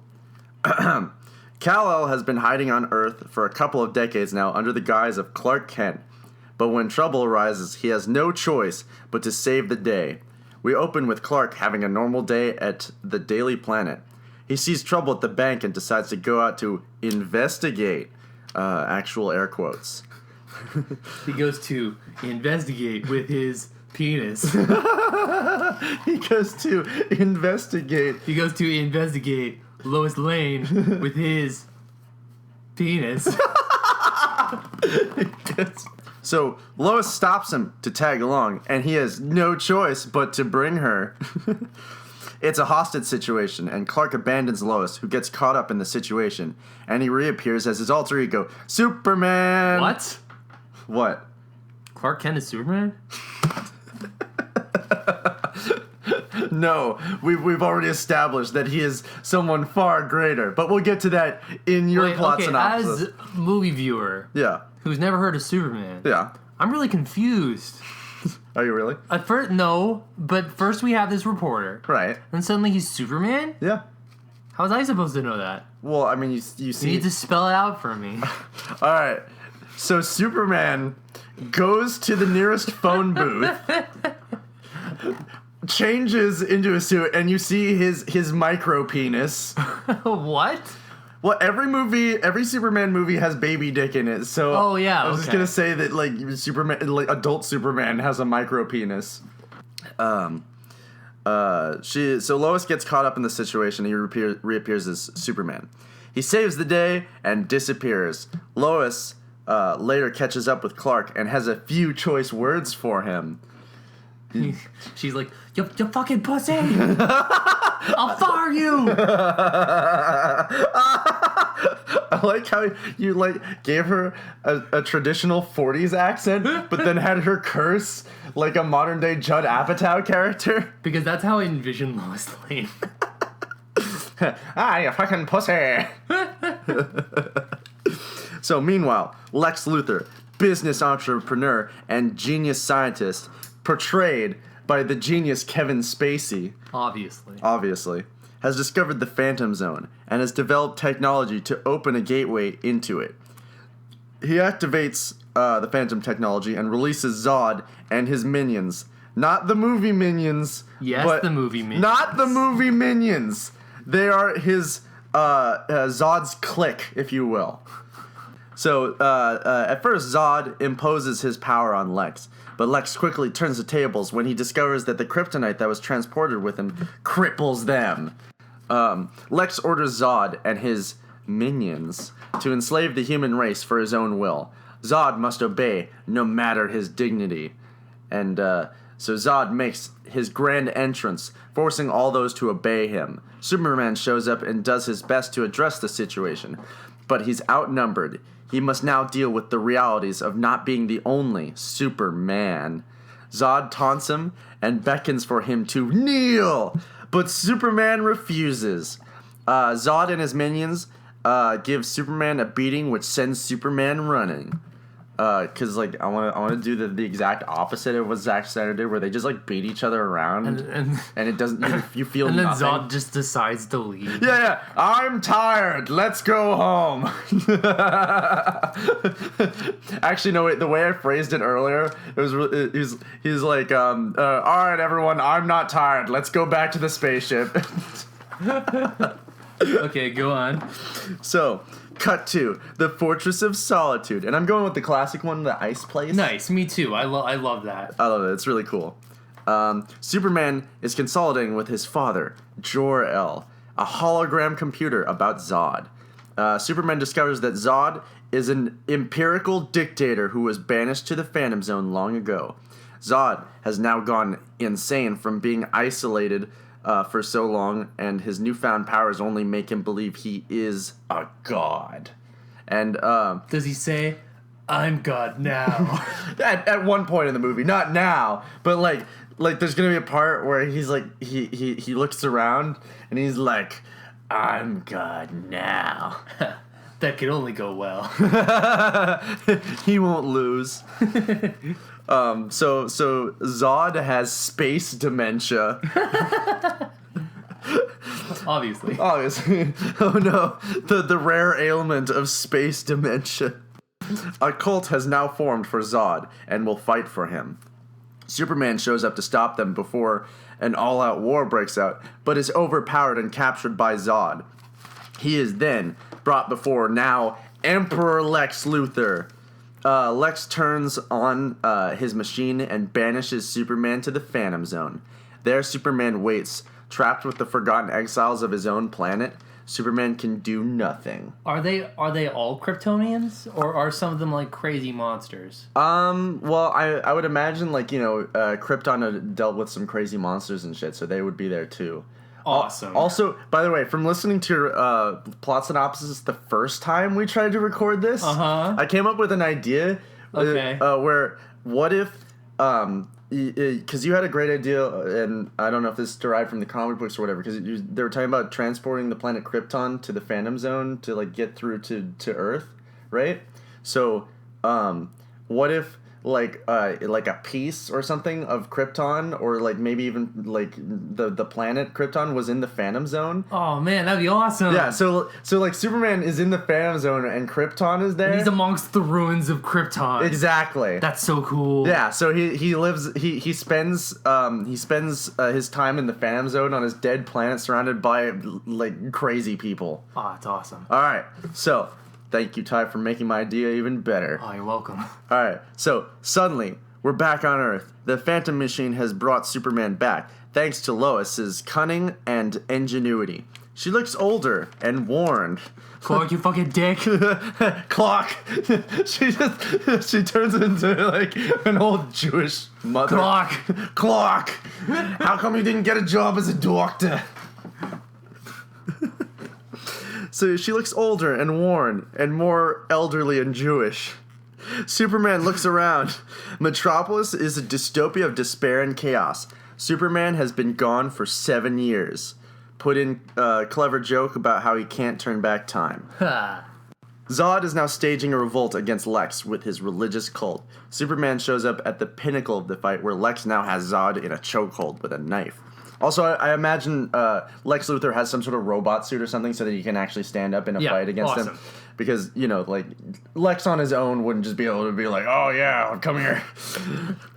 So he's got him in a chokehold with a knife made from kryptonite at Zod's throat. Is it like a Bowie knife or an obsidian knife? Like, what's it look like? Well, I was just imagining it to be like a handheld knife that's like, as opposed to the non-handheld knives. But it's like a fairly big knife, but not like machete sized. But does it look like a piece of Krypton, but kind of like a piece of kryptonite, but kind of like chipped away into a knife shape, or is it like it looks like a knife, but it's green? Well, the way I imagined it is that it's glowing green, right? And like it's kind of chipped away at the edges and everything to be formed like a knife, but it's like very well made because Lex Luthor has like the tools to laser it or whatever. Awesome. Yeah. So, let's see. Lex executes Zod before all of his followers and Superman. And he says, Superman.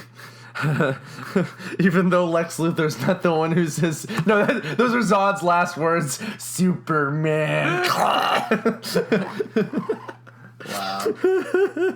Lex laughs and taunts Superman. Then Superman does something unexpected. He leaps over and confiscates the knife and holds it to Lex. Lex smiles, knowing full well Superman doesn't kill. Right. He tells Superman that Kryptonite's mere presence weakens you. I've already won. Superman nods, but then looks to Lex and says, Yes, Luthor, but a knife is still a knife, and he kills Lex Luthor. Now, what I imagined is that he's like, yeah, Luthor, but and he just pulls the Glock from behind his back and he just shoots Lex Luthor in the head. And then Lois Lane is astonished. Lois Lane of the. Well, okay, how much older is she? She's 7 years old. 7 years older. That'll still work. Yeah. She's been on Earth the whole time. She hasn't expected Superman to have changed that much. But Superman's been isolated. She's had people normal human beings surrounding her. She had other people helping her get the machine back on, because she can't do that herself. She doesn't know the technology behind it. She had to do a lot of clever scheming and conniving or whatever.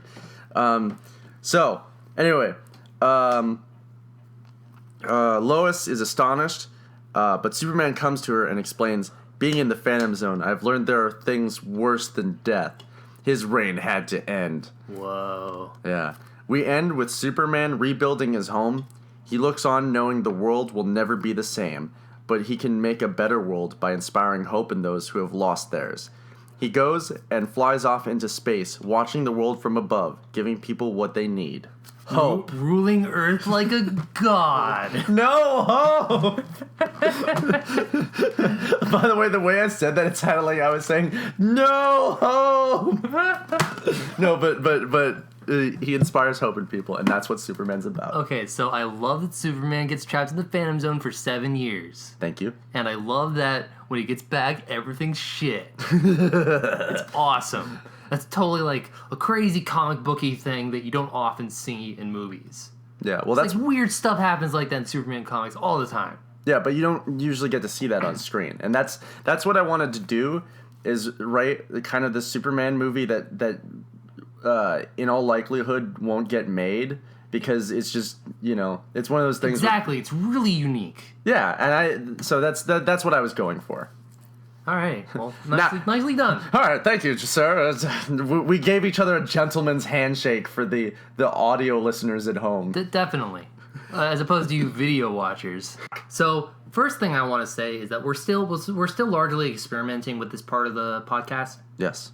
About how we write out the stories and just as far as how we're going to distribute this. So expect us to try different things as far as storytelling goes and as far as how we distribute the podcast. Yes, bear with us while we go through this process. It's a learning process. Yeah, we're still experimenting with what we want this podcast to be. So I just want to point out our absolute arrogance. Our absolute 100% arrogance that we're 98% aware of. That we write out these little synopsises after we completely tear apart these movies that people put a lot of effort into. He's absolutely right. We took something that thousands of people worked on for possibly years, and we're like, no, we can do it better. This is better, obviously. So we get together on my significantly less expensive equipment than whatever they used, and we write down in pieces of 4-leaf notebook our amazing ideas for what should have been. But please feel free to tell us what you think. Yeah, Absolutely. Write in. We'll also have we'll have stuff for you to participate in. Like we can have like votes and stuff. Like we want audience participation. We want to hear from you. I mostly want to know what you guys think so I can be a better writer. Yeah, exactly. But don't be stupid about it. Like have actual criticism. Don't just be like that was dumb and then like that's it. Just be like I didn't like that because and then give us a reason why because criticism is good. It helps us learn and grow, and like we'll be able to make stuff that's better for you. And so we're not always going to do stuff that's right, even though we are the cinema titans. But even gods make mistakes. And with that, here's my perfect script. My perfect correction of Man of Steel. It's called Spider-Man. No, it's called Man of Steel. Okay, for mine, the cast is the same. The same as mine, or the same as the Man of Steel? As the movie, as Man of Steel. Okay, I still think Mel Gibson should be Zod though. Oh, by the way, in my version, Mel Gibson was Zod. We've recorded this once before. Yeah, and I said it at least 3 times. Also, before. everyone, try to keep with me as I'm explaining this because I just had a beer, and my notes aren't as organized as Ben's are. So please, try to follow. Okay, so we're gonna open on Krypton. Okay. It's the classic Krypton escape scene, but mine's a little shorter. It's gonna be Krypton bathed in red because of Krypton's red sun. It's gonna be awesome. Mm-hmm. Got Jor-El. He's in his lab. He's been slaving away for days. Mm-hmm. He's using this machine that he built. You see, Jor-El discovered the Phantom Zone. Right. And he's using a machine that he built, using the space warping properties of the Phantom Zone to look at distant planets. Because he's looking for a place he can evacuate Krypton. So he's looking, and he eventually finds Earth. And he's like, oh, whoa, this place is perfect. Has a young sun, it has a new civilization that looks fairly like Kryptonians. So this would be a pretty good place to evacuate the population of Krypton. Mm-hmm. What he wants to do is he wants to use the Phantom Zone to teleport Krypton's population to Earth. You see, I'm trying to address lots of problems that I had with the origin story. Yeah. With like how Jor-El intended to save Krypton, how did he know about Earth, how did he not send himself to Earth? Yeah. With Cal. Well, you also another thing you bring up, which is good, is that he discovers Earth, so he doesn't know that Superman will be all he doesn't know super. That. He doesn't know that yet. Well, I mean, he will never know it. He dies. Anyway, they found it. He's ecstatic that maybe Krypton will have a chance, and maybe this time the Science Council will listen to his warning. Mm. Oh, in my version, he's actually played by Dennis Quaid. Yeah! Because he's the one man who saw it coming. The day after Superman. So he finds the planet, he's ecstatic, but what do you know? The planet starts tremoring, it starts collapsing. It's finally happened. It could have happened any moment. It's happening now. Only one man saw it coming. So what are they going to do? They have time yet to save their infant child, Peter Parker. No, it's Kal-El. No, it's Peter Parker. Forget the fact that both his parents are like Kal-El and Baby L, Baby Spice. Well, anyway, they take him. They put him on this prototype that Jor-El had. Mm. It's not just some rocket ship they had laying around. It's a prototype that Jor-El was developing in order to test transporting people through the Phantom Zone. Mm. And there's only room enough for Clark. That's why they didn't go with him.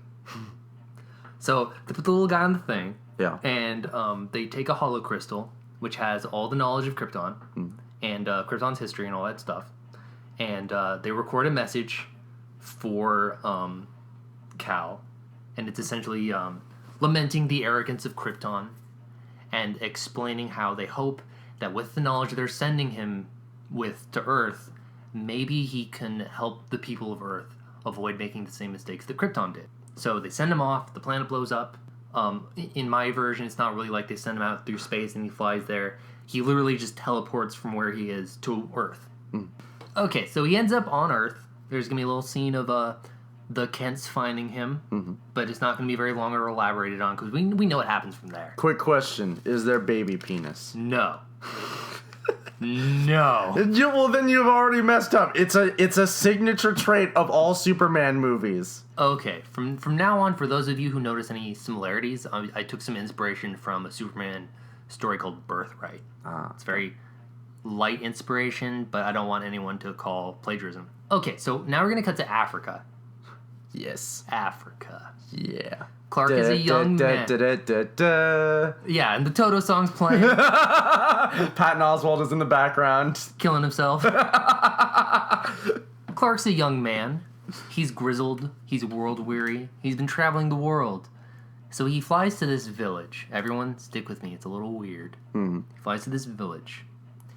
And he's hoping that the mystics and the holy men of the village can help him unlock the secrets of the crystal. He's been traveling the world, trying to find out what it means. He's been traveling the world, searching for his origins, essentially. So he tells them in their language that he wants them to help him see. Because, he's a smart guy. He knows a bunch of languages. Okay. And they take him to their tent, where they guide him in meditation. So, they tell him to focus, and they guide him, and they do all that humming and cool stuff. And he's meditating. And as he's doing that, he's trying to focus on the crystal. And he goes through, different visual spectrums. So he goes through the infrared spectrum, and he looks at the crystal's electromagnetic field and all that stuff. And nothing's really working. And then the holy men tell him to reach out with his mind. And he does. And he reaches out and he focuses, and he telepathically links with it. And it causes all these holograms to pop out, depicting different scenes of Krypton's history and different scenes of amazing science that the world doesn't even know of yet, and all this crazy stuff. And he's ecstatic to finally have some sort of answer about his origins. No. And then, but he's interrupted. From outside, he hears these gunshots, and he goes outside and he finds out that the village that he's in is being raided by this war band. Because this is a very violent part of the world. There's a lot of, war going on, a lot of intertribal warfare, that kind of stuff. So he stops them with his heat vision. I think he heats up their guns and they drop it, that kind of stuff. Maybe he punches a car, all that good Superman stuff. Dude, I just had the worst idea ever. What? Superman he cowers in the corner with from his PTSD flashbacks and is like no. Yeah, Superman's just he's not. He has some problems. Anyway, I love this idea, but please continue. So the raiding war band runs away in fear. The day is saved, but the people he was hanging out with in the village, they're afraid of him now too.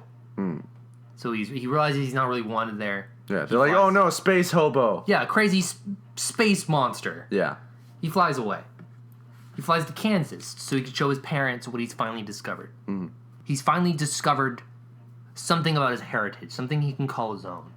Because for so long he's lived life without an identity. Yeah. Not knowing where he's come from, That's kind of his dilemma. So he shows them the holographic images of Krypton. And he notices some of them bearing the S-shaped crest. And he sees a lot of very diverse, interesting people wearing them, doing really heroic, great things. And inspires him. And he realizes that that's the same symbol that he was wrapped in as a baby. No. In a blanket. In the ship. Yeah. So he goes and checks it out, and it is the same symbol. And he's thinking, what could this mean? So he tries focusing more, he pours through the holocrystal, and he finds the recording that his parents left. Left the little baby Kal. And they tell him that he is Kal-El of Krypton. They tell him about the crest of El, and that it represents hope. And that for generations the House of El have tried to make the world better through hope. So that he should become Spider-Man. Because with great power comes great responsibility. And then they tell him about the doomed world of Krypton and how they were arrogant and how they want him to help humanity. with the knowledge of Krypton. And he realizes that this is a form of destiny. This is his destiny. This is why he's on Earth. This is why he was sent here in the first place. Yeah. To help people. And he finally has a sense of identity that he desperately wants to embrace. No. Yeah, he decides he wants to help the world, but he's afraid inside that people won't accept him as Superman, the Kryptonian, Right. as Kal-El, because in his experiences, people haven't. People have been afraid of his power.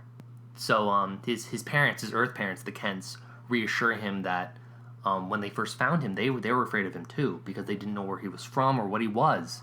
But as he grew up, they found out he had a really good heart. Yeah. And that as long as he stayed true to who he was and what he thought was right, that he had to do what he thought that he had to do, regardless of what other people thought. I was just thinking, like, they see, like, the baby is like, it's a monster, kill it! They shoot him in the head with a Glock. Destroy it with fire! Movie over. Snap the baby's neck, the end. So I'm thinking the cloth that he was wrapped in as a baby works the same way as the crystal, and that he can make a connection with it with his mind, and it will become the suit.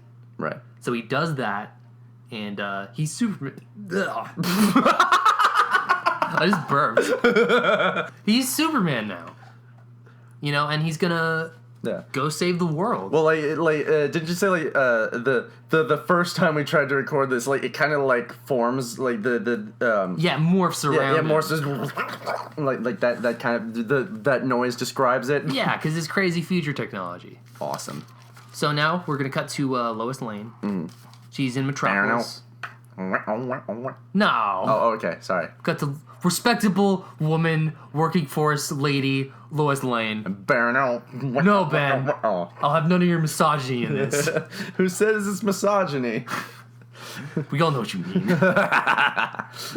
She's reporting on this peace summit that's happening at the United Nations in Metropolis. As the summit progresses, these terrorists infiltrate, and they're all like, "We have the world's leaders hostage," and this guy pops up. He's their leader, and he calls himself the Overlord. He's egomaniacal supervillain ambitions, and he wants to be king of Earth.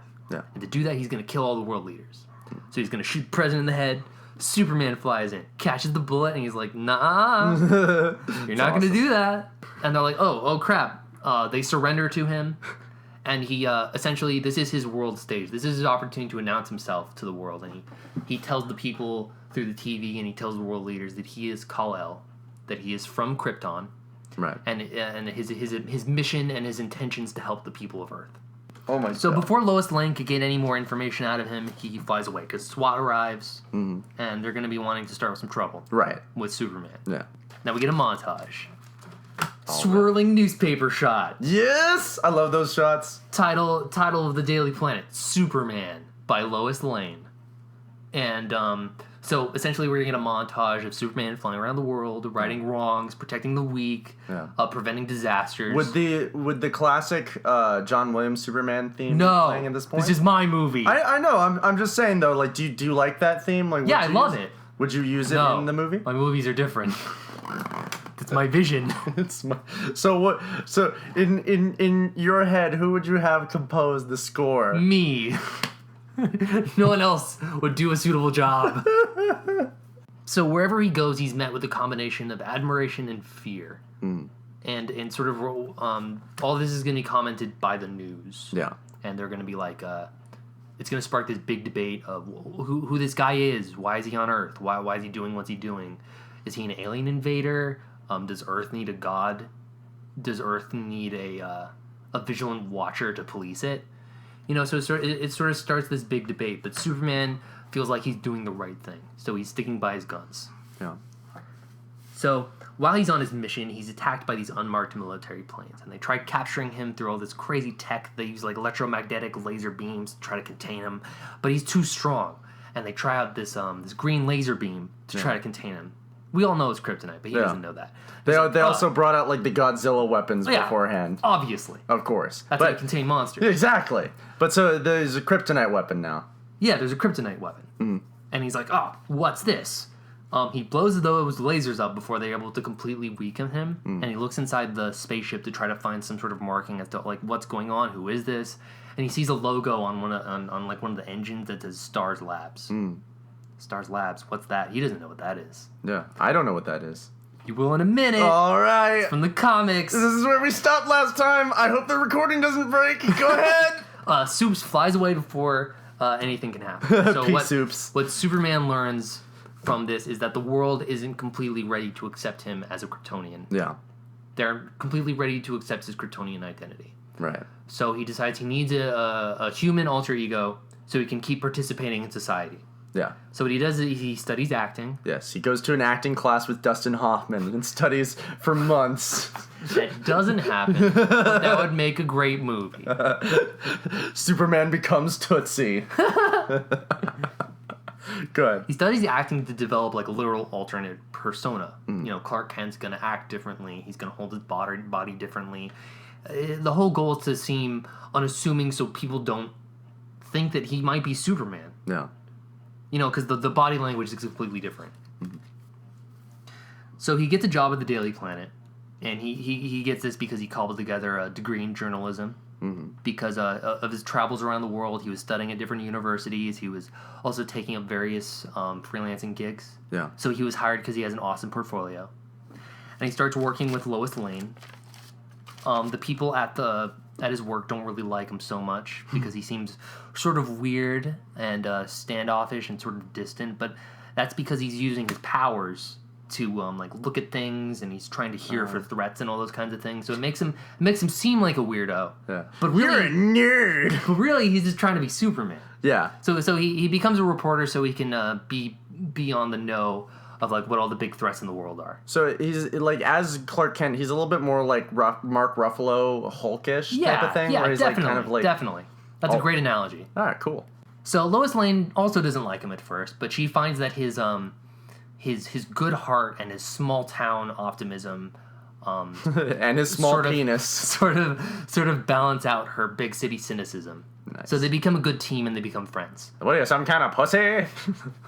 Clark, you bitch. I love you, god damn it. So they're assigned to cover stories about Superman. That's awesome. Yeah, and so they uncover these photos that supposedly depict Superman blowing up a research lab. Oh, what? Yeah, but Clark, obviously, like being Superman, Clark knows that this isn't true. He looks at it and is like, this is Photoshop. Like, X-rays in. I can see the pixels. Have you seen that photo of like a raptor riding a seal with a gun? and like the caption is I think this was Photoshopped.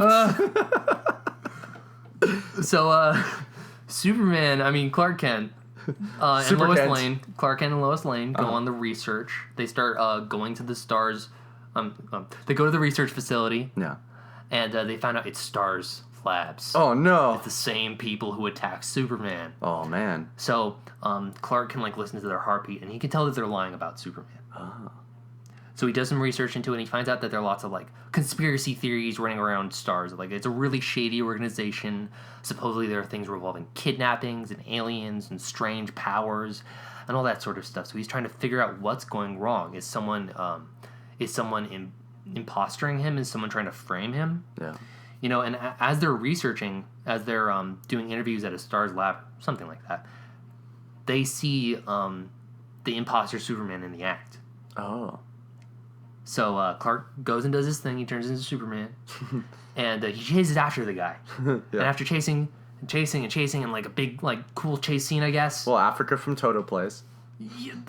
Okay, consider it playing 24/7. The whole movie. It is the constant soundtrack. Superman. Sorry. So he eventually catches him, and he's like, "Who are you? What are you doing? Why are you doing all this stuff?" And it's Zod. What? In case you couldn't tell, it's Zod. So it's actually another Superman. It's another Superman. It's another Kryptonian. Oh. So he tells them he is Zod, that he's from Krypton, and that Zod knows who Superman is. Oh. Wow, big revelation. Superman meets another Kryptonian after thinking he's the last one in the world. Yeah. So at first Clark is suspicious, but he decides to hear this guy out because, you know, he's another Kryptonian, and Clark wants to know more about his heritage, about who he is as a person, and about what this guy has to say. So Zod takes Superman to his Arctic hideout, and it turns out that Zod tells Superman this story about Krypton, about the events surrounding the death of Krypton. that Krypton was this technologically perfect society, Yeah. and that they had been this utopia for so long that it became stagnant. No one was having any new ideas, and new ideas were discouraged because they thought it could ruin everything. Yeah. You know, if a dangerous new idea could come around, it could destroy Krypton society. Okay. So, you know, it's this very, like, thought-regimented society. And Zod tells Superman that he knew Jor-El as a young man. They both knew each other as young men. And they're both, like, really idealistic and really passionate. They both agree that Krypton needed to change. Yeah. But as they grew older, they grew apart. Yeah. Because Jor-El wanted to accomplish the change by giving the people of Krypton a new place to live. Yeah. And Zod wanted to do it by imposing his own political ideology Yeah. on Krypton. So Jor-El became a scientist. Zod became a military guy, a general, if you may. Zod became V for Vendetta. So as Jor-El began to discover that Krypton was in danger, and the Science Council failed to do anything, Zod decided to take power into his own hands and overthrow Krypton, and enforce his own rule and his own way of doing things, and hopefully he could save Krypton that way. And the way he tells it, he sort of paints it in a way that he's more heroic than he actually was. So he's kind of lying, and he's trying to paint Jor-El as like a coward who refused to do anything. You know. So this comes as shocking news to Superman. Yeah. Oh, also the reason Krypton's core was becoming unstable is because they were mining it as an energy source. Oh, okay. It's an energy, like really powerful energy source, the core of Krypton, and they've been using it too much. And what's it?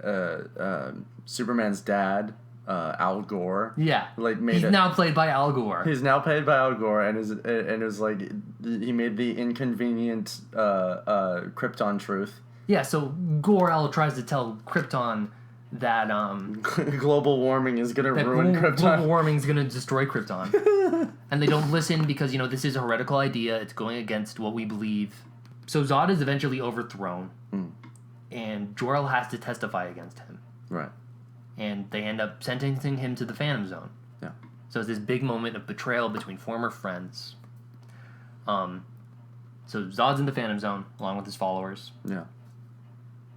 His minions, if you will. And the thing is, when you're in the Phantom Zone, you could see space outside.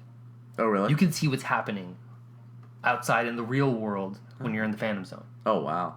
So he's watching the destruction of Krypton unfold before his eyes. Wow. And he sees all this happening, and he follows Clark to Earth. And he watches Clark, and he knows who Clark is. Oh, shit. I've been watching you. But the thing is, when Clark landed on Earth, technology from Jor-El's lab went with him. And so did some of the irradiated energy core chunks of Krypton. So those came to Earth with Clark as well. So when the Kents took... they hid Clark's ship and they adopted Clark as their own. STARS Labs went and got all the remnants of Kryptonian technology. Yeah. And they're experimenting with it. STARS is like this shadowy organization, and they actually do deal with aliens. What they do is they kidnap superpowered individuals, and they research them, and they experiment on them, and they like dissect them in order to try to like learn the source of their power and to use it as their own. Okay. That's what STARS is all about. And is Paul there too? Paul, the alien voiced by Seth Rogen? Yeah, the Seth Rogen alien. Yes, of course. So they're using this Kryptonian technology, trying to find out what it is, and by doing that, they contact Zod in the Phantom Zone, and they want to. They eventually find out how to get him out. Oh shit! So they zap him out of the Phantom Zone, but they end up using the kryptonite. This is around the same time Superman first reveals himself and starts doing his thing. Okay. So they're thinking, wow, we have a Superman. We're going to experiment on him and find out where he gets his power. And Zod finds out that Kryptonians get their power from Earth's sun, from the radiation from Earth's sun and all that stuff, and that kryptonite is a big weakness, and that people can use kryptonite to control Kryptonians. And while testing the limits of his power and how much solar radiation affects him, he was able to escape. Oh, wow. So what he was doing is he was flying around the STARS labs trying to get the remnants of Krypton, of kryptonite, and of Kryptonian technology. Because what he wants to do is he wants to rebuild Krypton. He wants to try to find a way to get his followers out of the Phantom Zone and to reconstruct Kryptonian technology on Earth. Out of the rocks that are left of it, he is like, we can glue it back together. Yeah, he wants to put it together like a Lego. And he reveals to Clark that he wants his help. Zod wants Kal-El to help him rebuild Krypton. Let me show you all these skulls I have. Not like that. Even though it's visually cool, it's a little bit flawed when you want to get someone to side with you. So, Superman's kind of suspicious of this at first. Yeah. Because this guy's been flying around, ruining his reputation. Yes. Doing generally violent things. Yes. And he wonders what humanity's place might be, in this world with Krypton. It's a complicated question that Clark isn't exactly sure of. And Zod says that he's watched Clark grow up as a child. And he's seen every instance of him being treated like a freak, like an outsider, because of his powers and because of the reasons he's different. And he tells Clark that the people of Earth will never truly accept him. Yeah. And Clark doesn't really want to accept this, but he agrees to a certain degree to help Zod rebuild Krypton because he wants to know more about his heritage.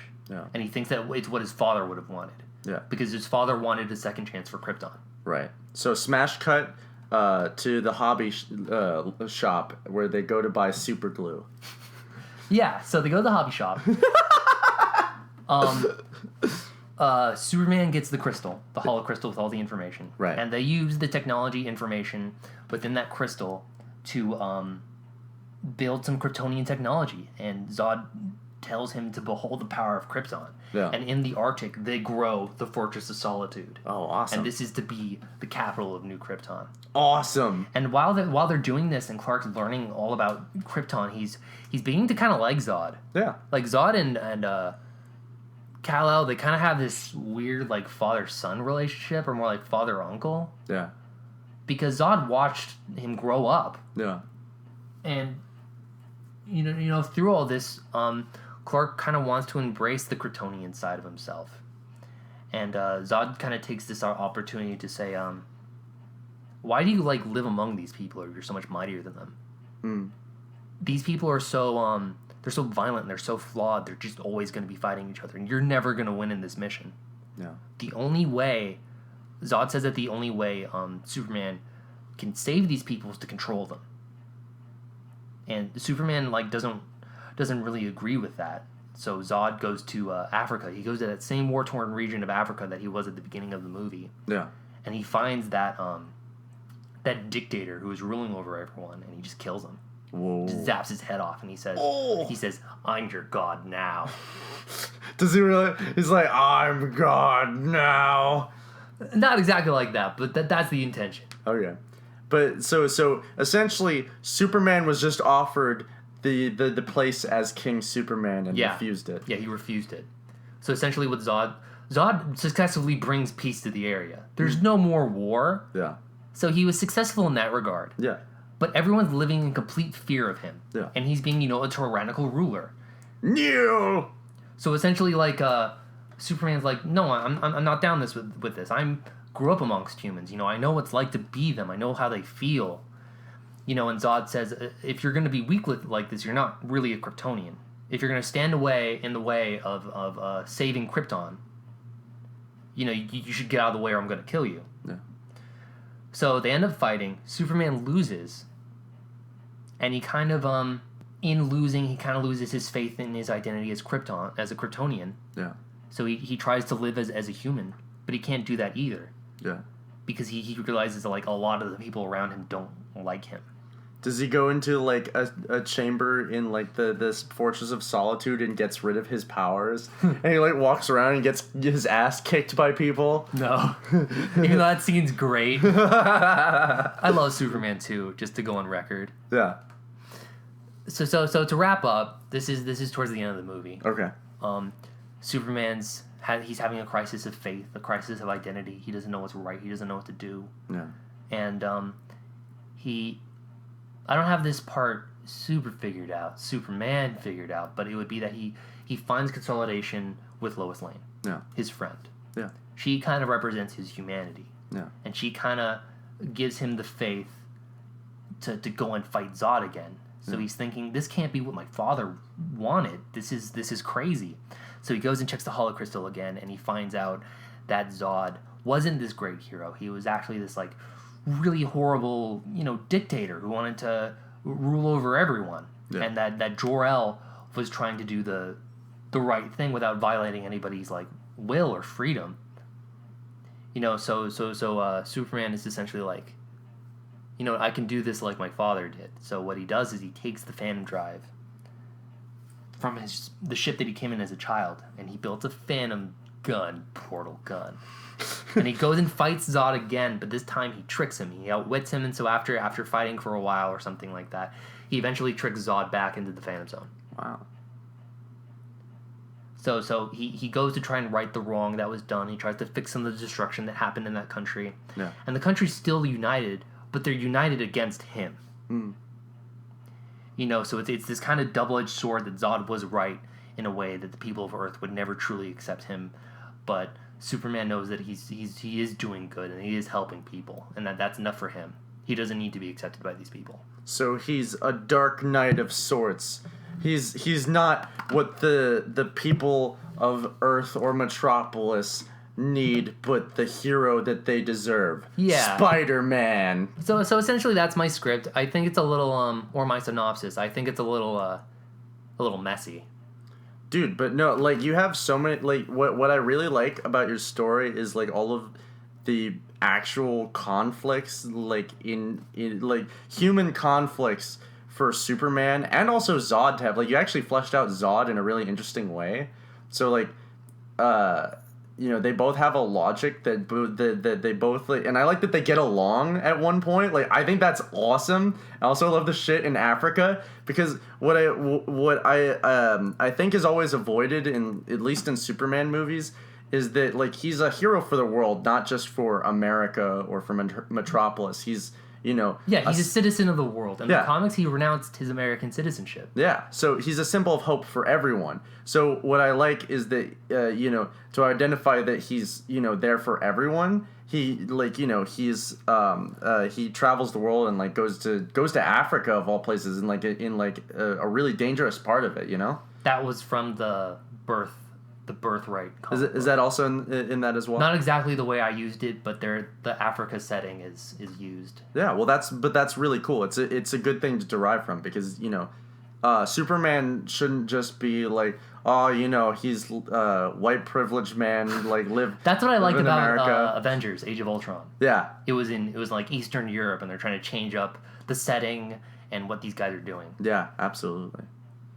So, those are our stories. Yes. Kneel before our greatness. Our perfect revisions. We did it. We done it. All right. Thank you very much for listening. You can follow us on Facebook at facebook.com/The Revisionist Podcast. You can follow our SoundCloud at The Revisionists on SoundCloud. And please write in to us at our Gmail at therevisionistpodcast@gmail.com. Okay, guys, that was the show. I hope you guys enjoyed. Write in with what you thought, you thought about our stories. Yeah, I hope you didn't like anything because we were right. No, yeah, definitely write in. Let us know what you thought of the show. Let us know what movies you want us to do. Yeah, and just. Yeah, you give us suggestions. Tell us, like, movies that you think would be good to, like, for us to rewrite and have our input on. And tune in next week when we'll be reviewing Kingdom of the Crystal. All right, you want to say it with me? Indiana Jones. No. Indiana Jones 4. Crystal Skull. This is the Kingdom of the Crystal Skull. Quest That's for what the Peace. movie's called. So yeah, Indiana Jones 4, Kingdom of the Crystal Skull is what we'll be reviewing and rewriting next week. A notorious disappointment. Yes, a notorious disappointment in the history of cinema. A blemish on the fantastic career of Steven Spielberg. Yeah, a blemish that we will soon be applying cream to, and that we will fix because we're infallible. So tune in next week to the Cinema Geniuses on, what the hell's the name of the show again? The Revisionists. The Revisionists. Bye. Da-da-da-da-da-da-da.